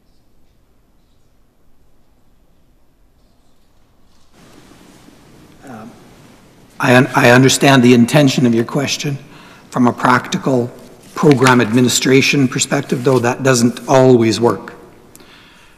In the north, for example, the formula that we use to calculate revenue sharing is based on actual expenditures from the year prior in 4 key areas of municipal responsibility. I don't want to go too far down into the depths of the formula, but because of the year-over-year differences in actual expenditures, we do see some variations between communities in the north, and it's a function of the formula that northern leaders have worked with us to develop to do the, so the total money in the pool would be the same, but there would be some distribution changes. Same thing on the rural municipality side. There is always some changes in road classifications, and new roads will be built, other roads will be taken out of service, and so there's always some room. So I can't guarantee it would not be accurate for me to be able to say that every community will get the same number, because that's not the way the formulas work. However, the pools will stay the same. The distribution between the pools, there will be some variation, as there always is. Okay, like always, it's as easy as mud, eh? Clear as mud, right? So my next area of questioning is for public safety. So I know you might have to do some changes in officials, so I'll allow that.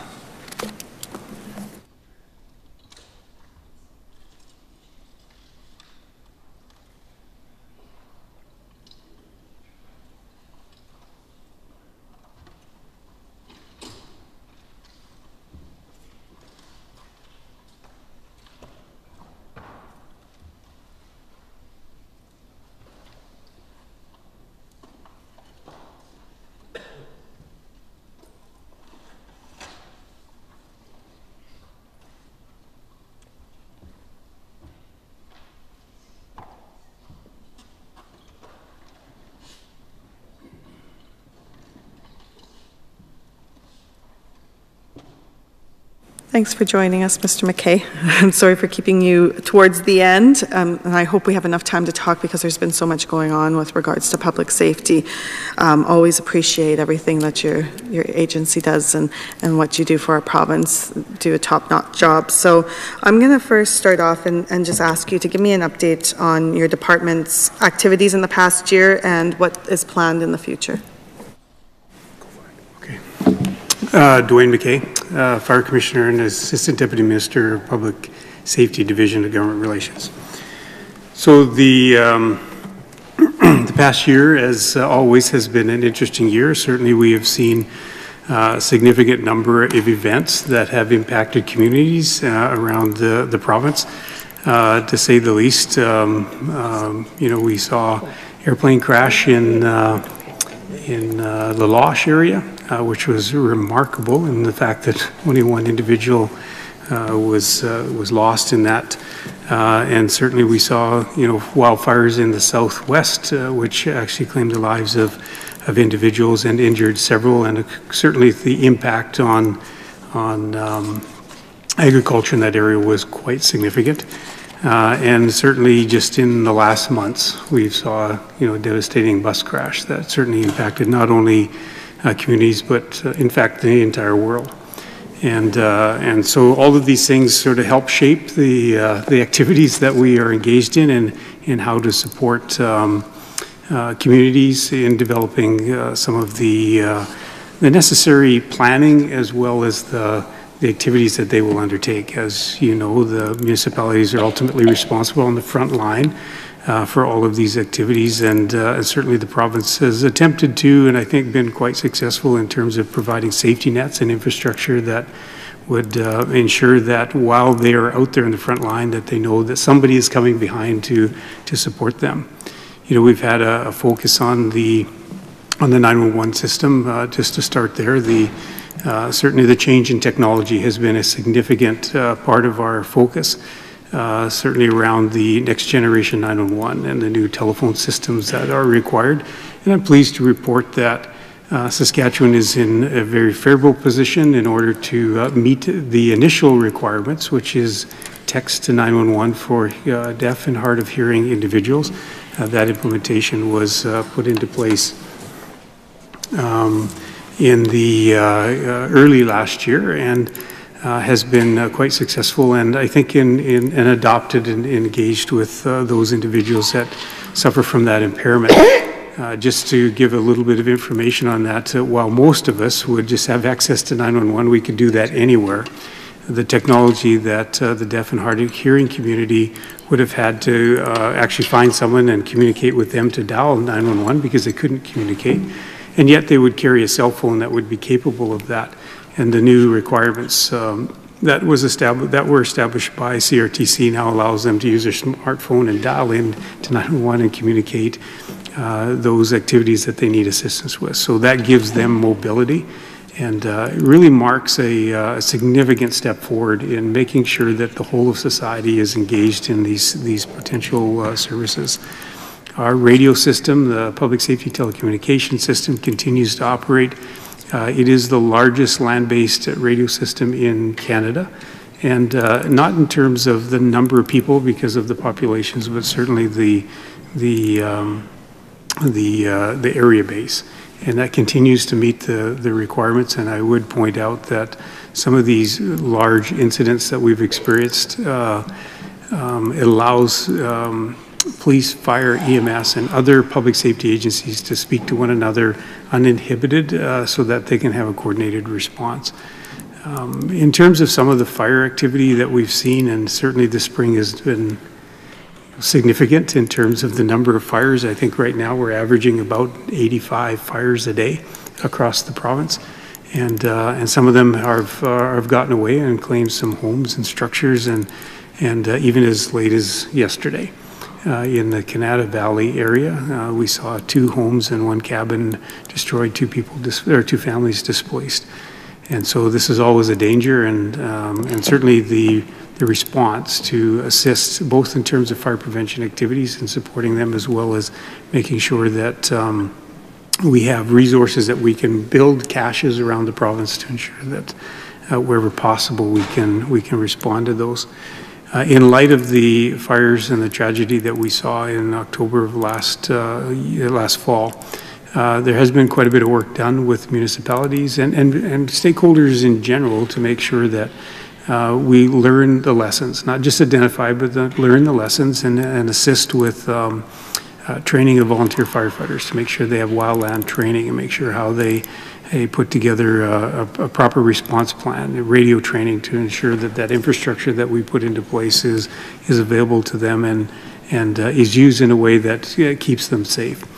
Unfortunately, in many of these cases, it's quite chaotic, and certainly we have emergency service officers that will respond and help to try and bring order to those, and I think in terms of identifying the problems that we do see, it's an opportunity to change culture, change training, and so on. So we're actively involved in that.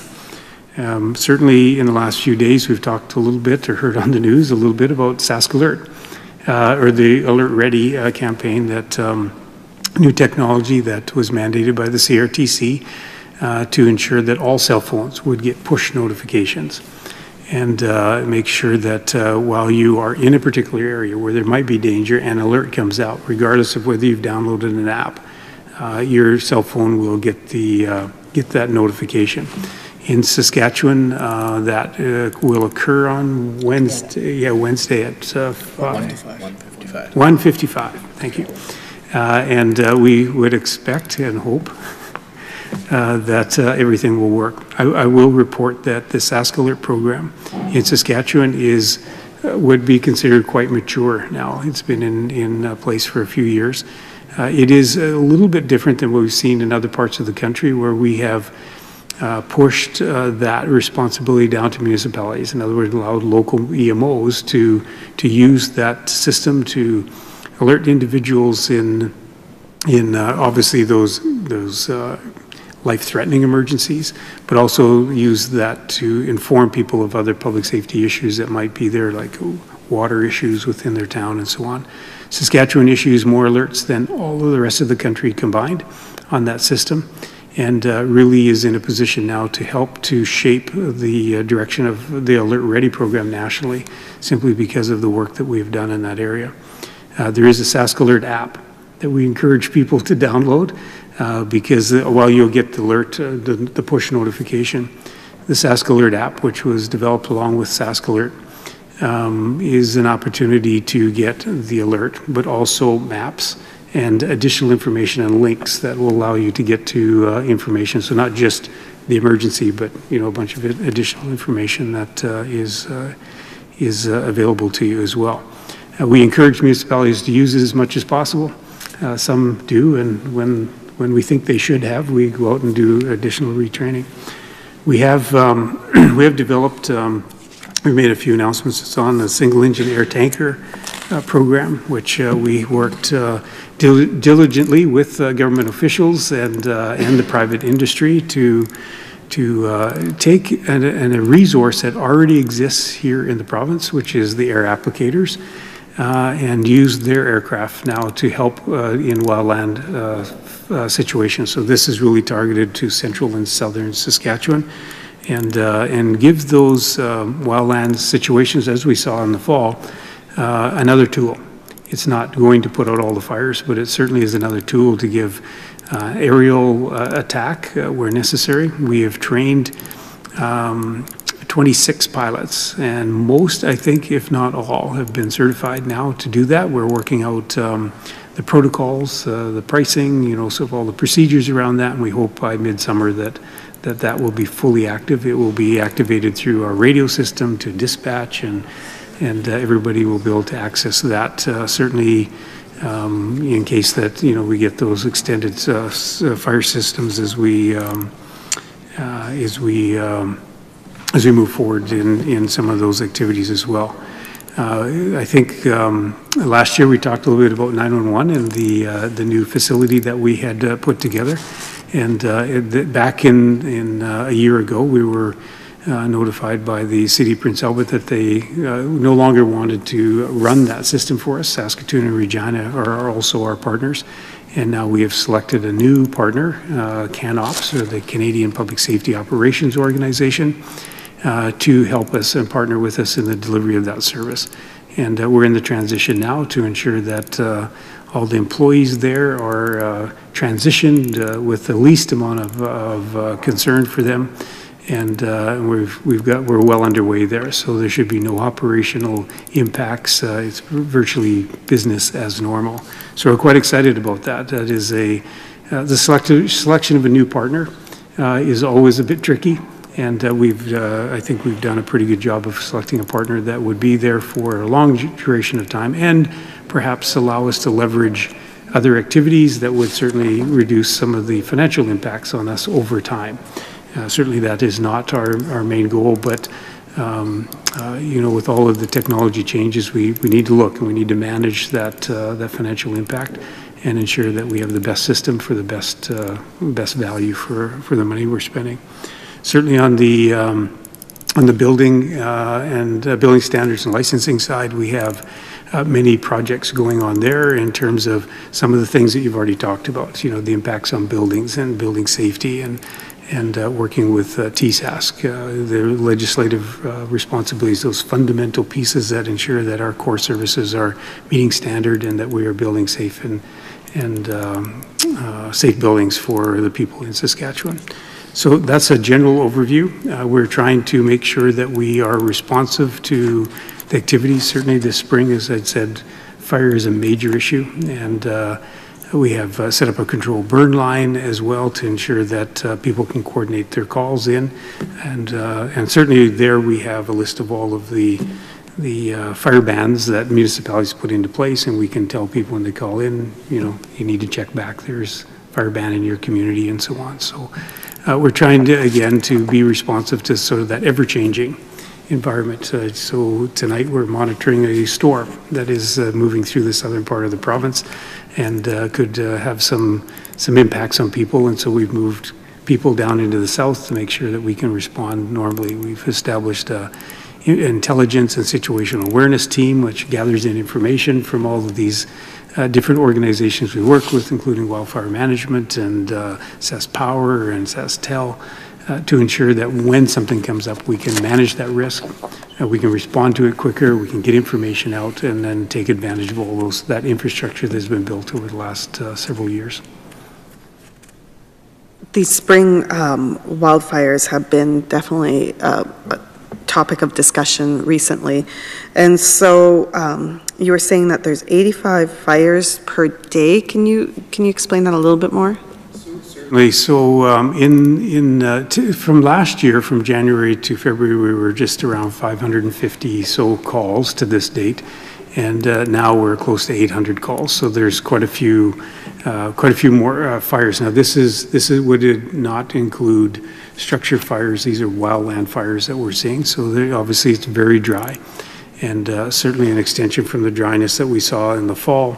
The snow evaporated very quickly this year, and what was on the water, or what was on the land, the water that was on the land, you know, went into the land very quickly. It was very dry. And of course, we've seen significant winds blowing, and there have been dry winds. So the light fuels that we see, you know, in the pasture, the grasses and the fence lines in and around people's yards are drying out very quick. And just in the past, yesterday, I think there was, or last weekend, we've seen up to 85 fires per day. So those numbers are increasing. Some of those have been controlled burns, which people have lit, and then it has got away from them. And so we're encouraging people not to burn. We're encouraging municipalities to put on fire bans. And certainly we're very sensitive to where we're positioned and how we can help. But there is a limited number of people that we can put into place. What we are seeing is a significant increase in mutual aid in terms of municipalities helping municipalities, First Nations helping respond to these as well. And so we are seeing some increased awareness and relationships being built. The other thing I will point out is that we have noticed in the last couple of years, the types of fire apparatus that are being purchased by municipalities are more centered on what types of fires they're actually responding to. Typically in the past, you would get a city-style fire truck in a rural area, and of course when it couldn't go off-road, it gets stuck, it was too heavy. And now we're seeing four-wheel drive wildland-style trucks, and some very big and very sophisticated vehicles to very light vehicles that can travel over rough terrain and so on. So overall, I'd say that while the fire risk is increasing, and certainly the winds driving these fires across jurisdictional boundaries, municipalities seem to be responding to that and doing things in a very cooperative way, which certainly takes the pressure off of us to be everywhere all the time. Do you have a bit of a breakdown of what types of fires have been happening? I know we've been hearing a lot of fires that may have been human started, or I don't know what the terminology is, but human caused, yes. And so I don't know if you have a breakdown of what type of fires have been happening? I don't have that here, but certainly we can pull that out. But I will make an observation. Humans cause a lot of fires. And if we were to remove people, we wouldn't have a lot of work to do. You know, obviously there is a natural cause, and we saw a little bit of that in Tompkins, for instance. The high winds caused power lines to touch and created sparks. Certainly rail lines, we're seeing some of that driving through the grasses and whatever else can throw off sparks. You have steel on steel, it occurs. But in what we see, probably see in many cases, and what is of greater concern is the individuals that decide to burn something. They do call in, and then obviously they would, the fire gets away, and of course they haven't taken the precautions to perhaps have water or some sort of extinguishing agent on place. They may have called the burn line, but then they don't call quick enough back to 911 so we can get the fire apparatus in the neighboring or in that jurisdiction activated. And certainly there's travel times in the rural areas. And in these high winds, and high winds can be anything over like 50 kilometers an hour in a dry day, fires can move at tremendous speeds and build walls of fire that could be 15 to 20 feet high, and they will consume very rapidly anything in their path, and then it gets too much. And so it's some of those that are causing our greater concern, because those are 100% preventable. And either they shouldn't have done it on the good burning day, or perhaps they should have taken more precaution.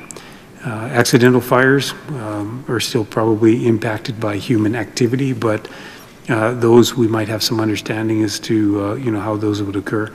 I will point out that those individuals who have started a fire and lost control of it are accountable for the damages that it caused, whether it burned somebody's crop or somebody's house. The activities of all of the fire service that come in, and so the operational costs could be very high. You know, for a 2 or 3 hour fire, you could see $30,000 or $40,000 worth of costs just for that. And certainly provincial assets that were deployed, and those costs would be included. And then any losses could be go against your insurance if you have insurance, and if you don't, then they would you would be open to those liabilities as well. So. Seems like a lot of these fires are right across the whole province, like in the northern part and the southern part. Is this typical? It is typical, but I think we're seeing a little bit more focus this year, simply because the snowpack dissipated very, very quickly. In some cases, the snow left and there was very little moisture, and the winds have been pretty steady. And in those kind of conditions with warm temperatures, when you get, and I love warm temperatures, except as a fire commissioner I don't, but the wind conditions and those dry grasses and so on, I think we're just seeing a very compressed spring. So typically it's over a longer period of time. The snow takes longer to melt. And in this case, the snow melt never really occurred till to the middle or end of April, which then makes the warm temperatures come up very quickly. And again, the wind, which, you know, I grew up in Prince Albert, the wind didn't blow as much as I think it does now. And so all of these things are contributing. So some adjustments to weather patterns, perhaps. So this year, because of that very compressed time, and the ground has to be warm enough for the grass to grow, and it isn't quite there yet. We're seeing green, but it's not quite growing yet. And so that rapid green up is, you know, a week or two away yet. So I think it's the compressed time that seems to be making this more vulnerable, or appear to be more vulnerable. And certainly by the numbers, we are more vulnerable. And I read in one of the media articles was that we're already above what the provincial average is for fires at this point. Is that true? It's true. We're right across the board. We're higher. And again, I think the contributing factors are, you know, the long winter. People want to get out. They want to clean up their yards. Want to do these things. The dry temperatures and dry fuels are certainly causing the fire conditions to go.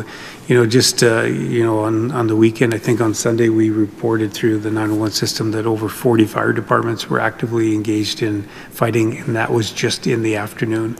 So you know, the activities are pretty steady. So we're hoping for more rain and warmer temperatures in the ground, more heat, so that things start to change on us. The wildfire budget was substantially decreased. Has that impacted any of your activities or your staffing?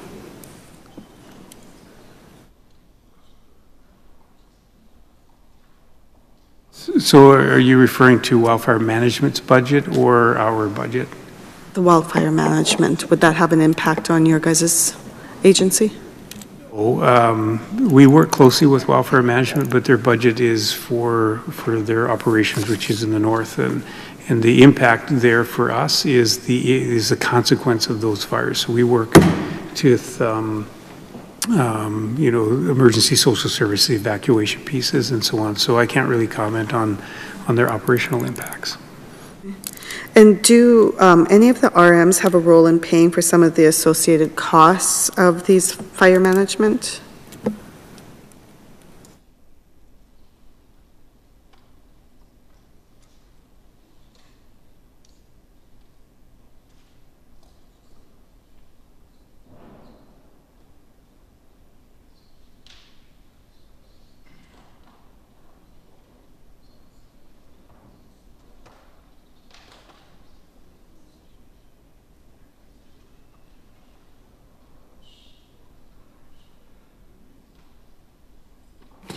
So in terms of municipalities, ultimately municipalities own the fire service, so some of those costs would be would go back to them in terms of their response costs.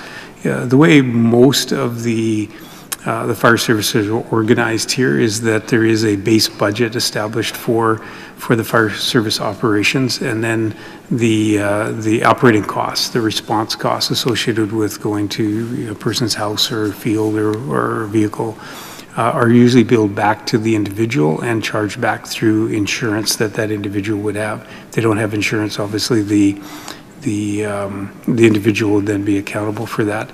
In terms of direct costs associated with that to municipality, typically it's those costs are moved off to the person that caused the incident or requested the service, and I guess funded back through that way. So there isn't a lot of costs associated, direct costs associated, unless the person doesn't pay. Obviously, then you know they have mechanisms that perhaps they can collect that.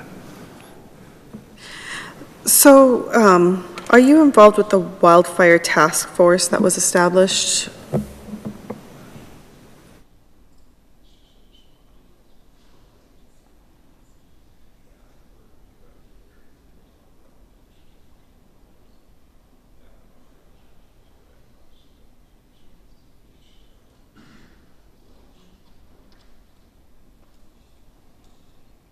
So really, that was an environment, with Ministry of Environment was the key component on, the government component on the wildfire task force. Okay. So the emergency management and fire safety has remained the same, but with the increase of costs, how can this maintain the existing services?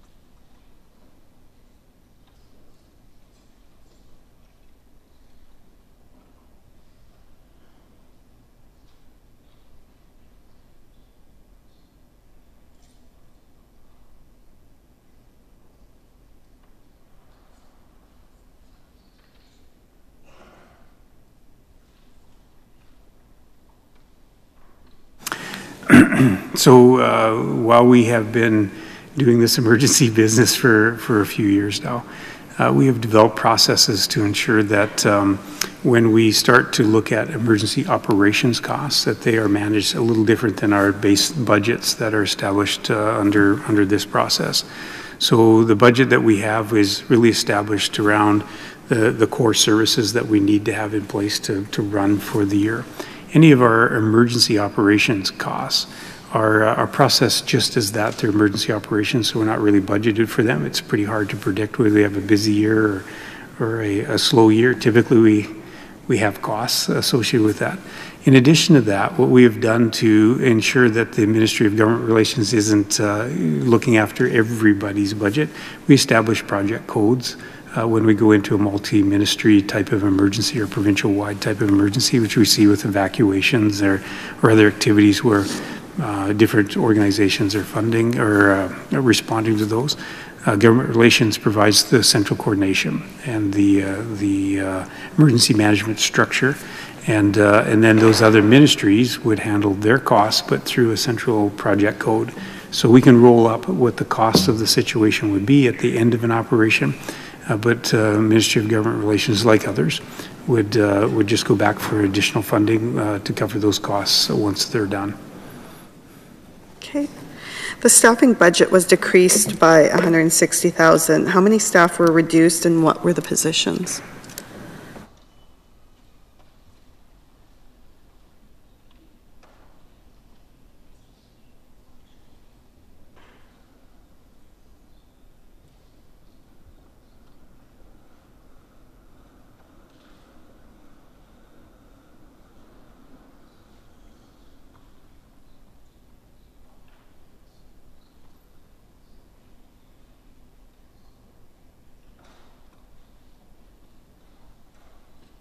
So, yeah, so in the line budget, it shows that there's some decrease in the budget there, but in fact, what really occurred within the ministry, they consolidated public safety. So they created a public safety division, which aligned emergency management, fire safety, and building standards and licensing.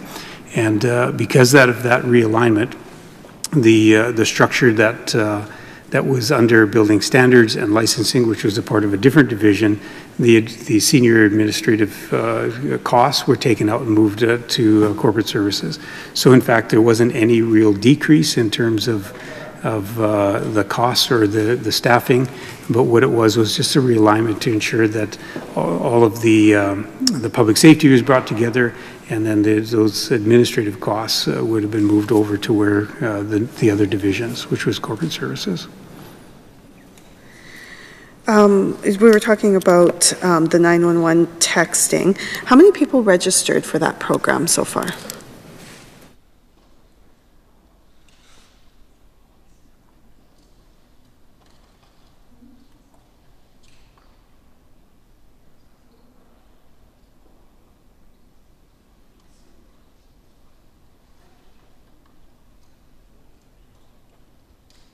So we don't have the number with us, but we do know that that program was heavily endorsed by the deaf and hard of hearing. That's what it was limited to, and we can certainly get that information and provide it to you. Do you have the number of people who have used the service to date? We'd have to get that for you as well. It's not a lot. Obviously, it's a very small part of the population, but certainly it is now available where it wasn't before. So we can provide that information as well. Yeah, if you could provide that for me, that would be great. Thanks. So you were talking about the Canadian Safety Organization and how they're new partners with the 911 system. Can you explain that a little bit more to me? I'm not clearly familiar with what that organization is and what role they would be playing. Certainly. So let me just roll back a little bit so we can figure out sort of the evolution of what we were doing. So many years ago, in the mid-90s, the province decided that 911 was a pretty good core service that needed to be rolled out. And at that particular time, they worked with municipalities that were involved or trying to be involved in the 911 system. It was not available across the province. So Saskatoon, Regina had their own systems within the municipalities. Prince Albert had a system that was in the municipality as well, and Swift Current was running a regional system. It was the first regional or rural 911 system that was operating. And Lloydminster was, because of the division within the right on the border, and the two technologies from TELUS and SaskTel created a bit of an issue. So those were the public safety answering points that were established. They were all established with municipalities that were already involved in the system. Over a period of time with the evolution of 911, we saw those things start to collapse down into a more efficient model. And eventually, in around 2006-ish, 5, somewhere in there, we saw a provincial, we started moving towards a provincial. So all those little public safety answering points were consolidated into one, which happened to be into Prince Albert. And in Saskatoon, Regina, we're answering calls under the same system. It's all one, but under contract. They were answering within those 2 jurisdictions. So the types of calls that would come in typically into an urban environment, which would be primarily a certain type of emergency. I need police, I need fire, I need EMS. They had an address. They would be answered there. But if you put a rural call into those particular areas, then certainly the dispatcher there or call taker may not know the land locations, for instance. So we saw a division in the types of services that were required. So over a period of time, all of that occurred. The 911 center in Prince Albert started to grow, obviously in terms of consolidating. Once we had consolidated the 911 system, it provided an opportunity to start consolidating other public safety communications. And between 2006 and 2010, we undertook the public safety radio communications system. And it provided now an opportunity to have radios all across the province. And certainly then the consolidation of fire dispatching, the consolidation of all the provincial public safety dispatching, conservation officers, commercial vehicle enforcement, Treasury Board officers, corrections, all started to be consolidated into this one area, which caused the system to grow and to grow and to grow.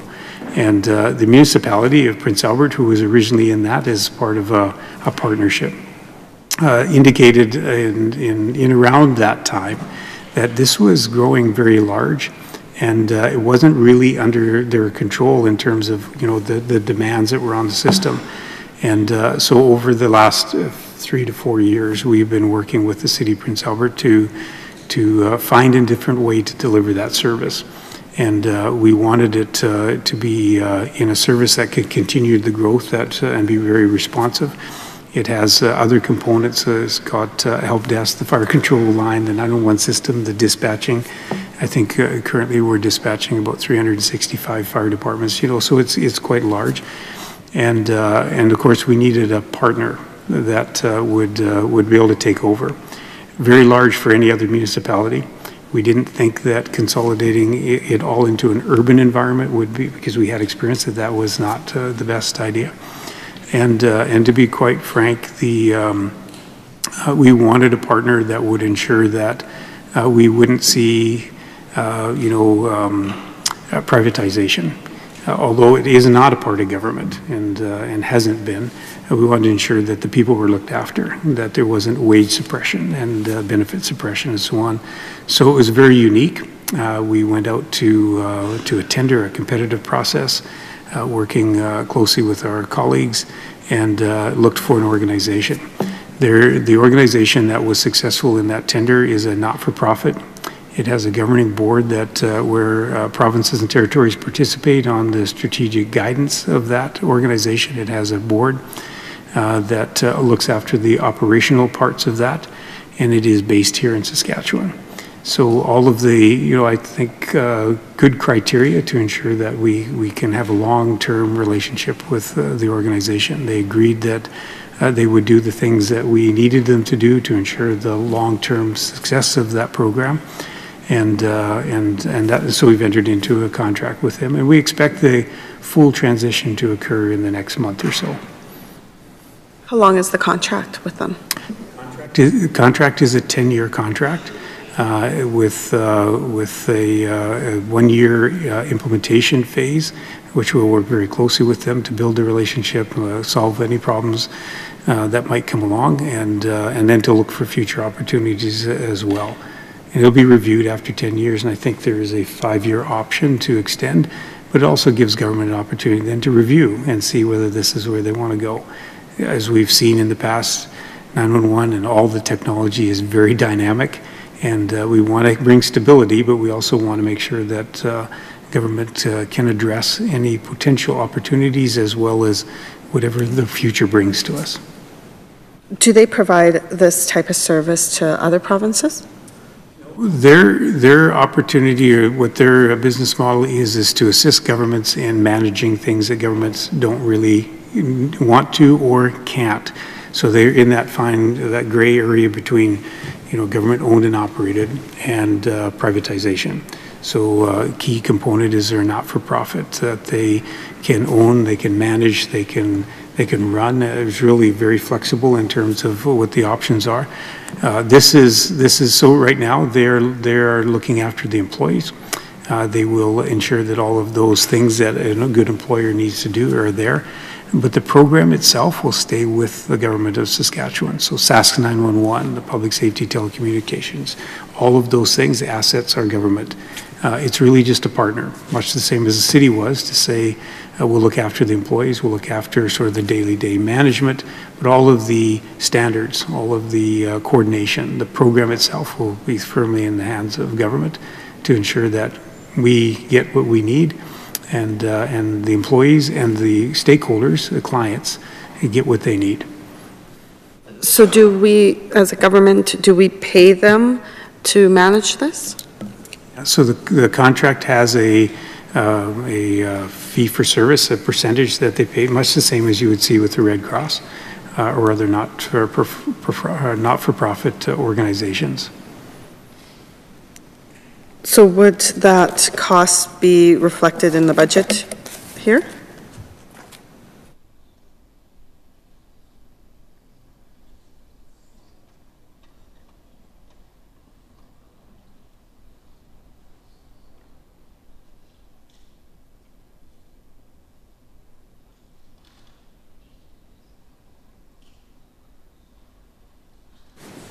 Yeah, so the way the 911 system is funded is a little different than sort of a normal budget. There is a fee that is put on your telephone, and it's obviously nominal because people don't complain about it, and it doesn't go into the general revenue fund.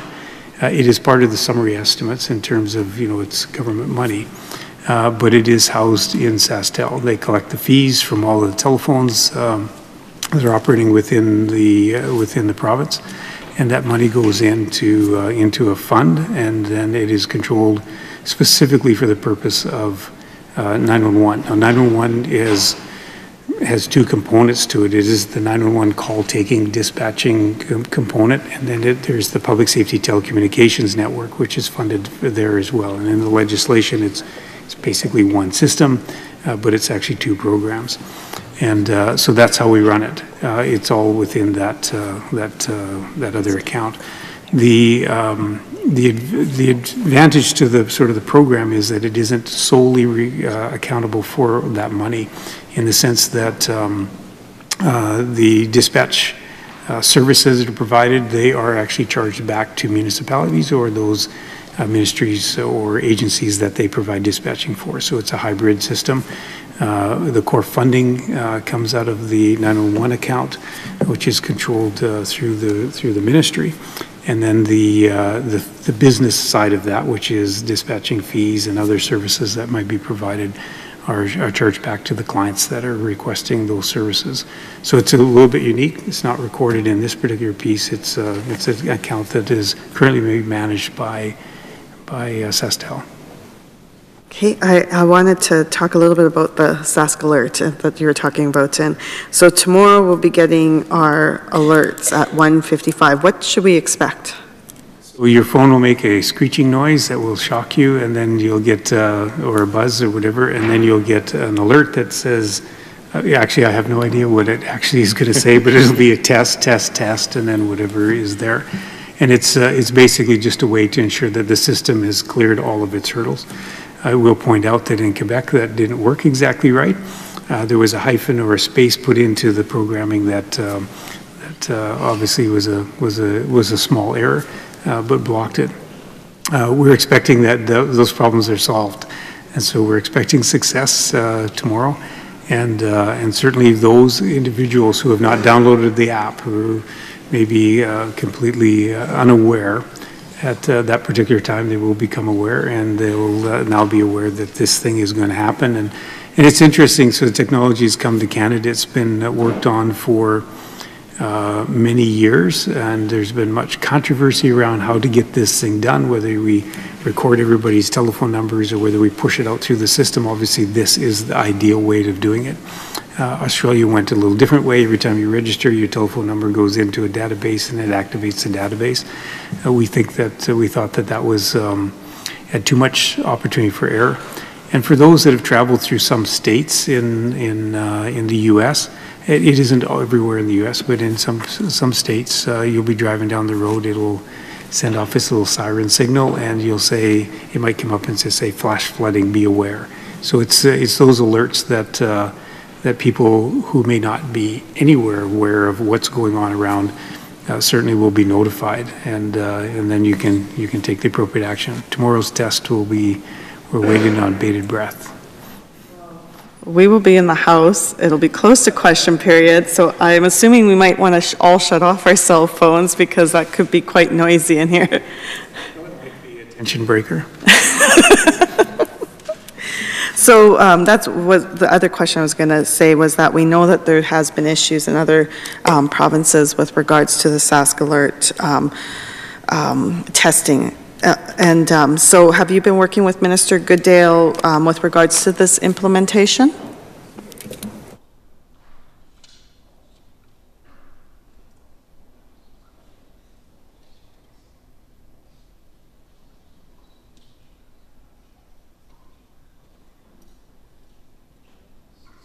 We're heavily involved in a lot of federal, provincial committees around public safety. And although we're not working specifically with Public Safety Canada on this particular piece, we're involved with them. This has really been driven by the CRTC. And we have our people are on those committees. They attend regularly and are quite influential, as I mentioned before, the Sask Alert system, which is part of that national picture, but we've rebranded here in Saskatchewan, put our name on that.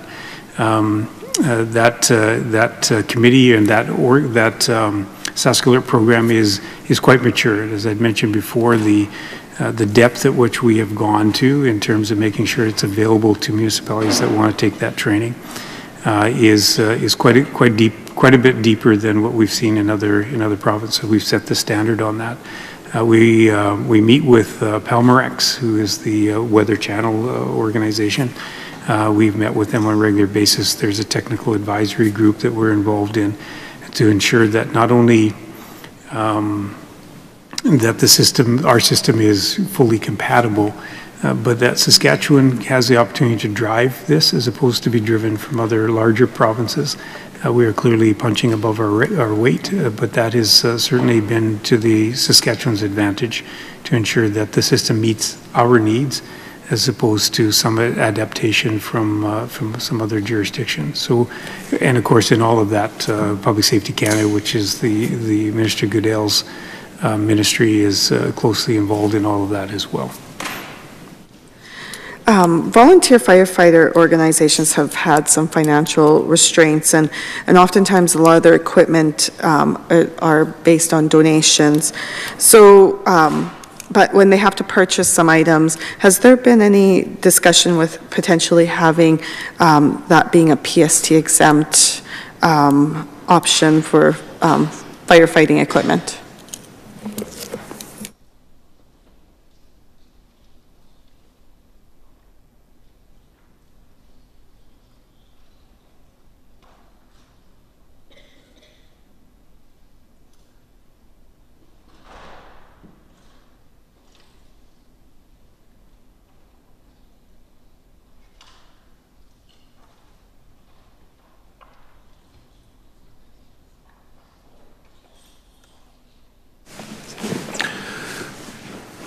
So we've heard different parts of volunteer firefighter requests through SARM and SUMA, and we'll be following up on what some of those requests are, how that would affect finance, and what it would look like.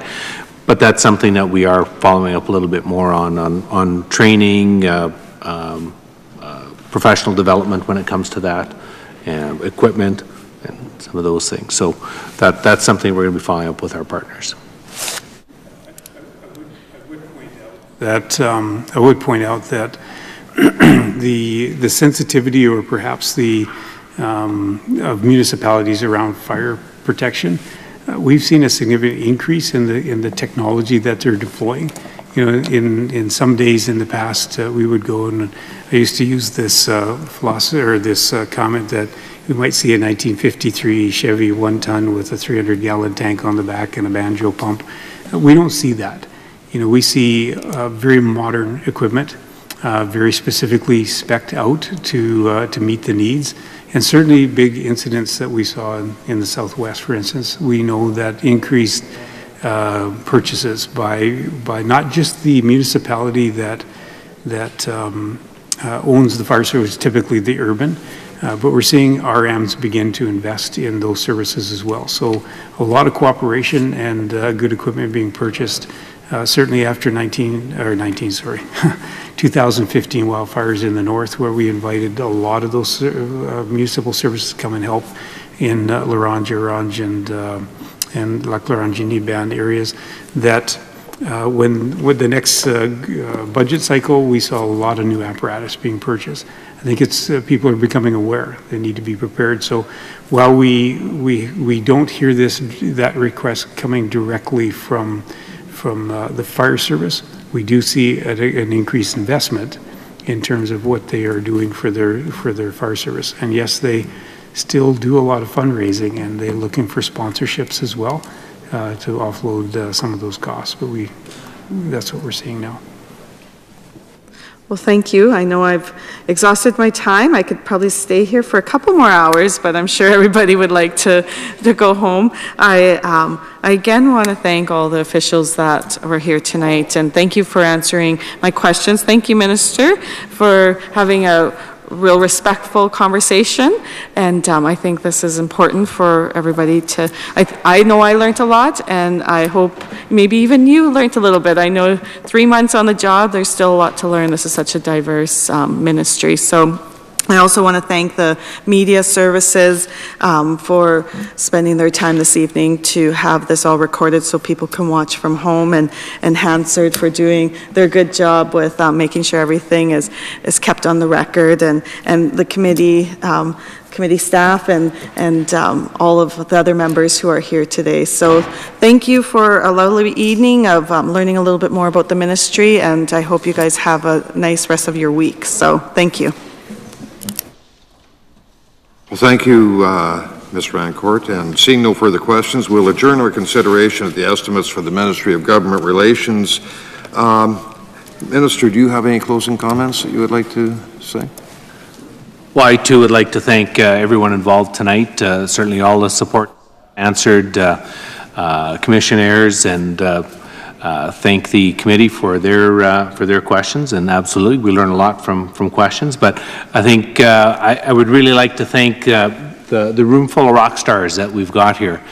As you can tell, there's a lot of brain trust that's found within this group, and I tell you, every day there's that much more that I learn. The binders keep getting a little thicker, but at least there's a lot of value in there. So I appreciate each and every one of the contributions that our staff has been able to provide the ministry. So, well, thank you, and this concludes our business for this evening.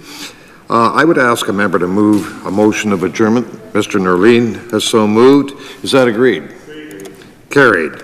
This committee stands adjourned till Monday, May 14th, 2018 at 6:30 p.m.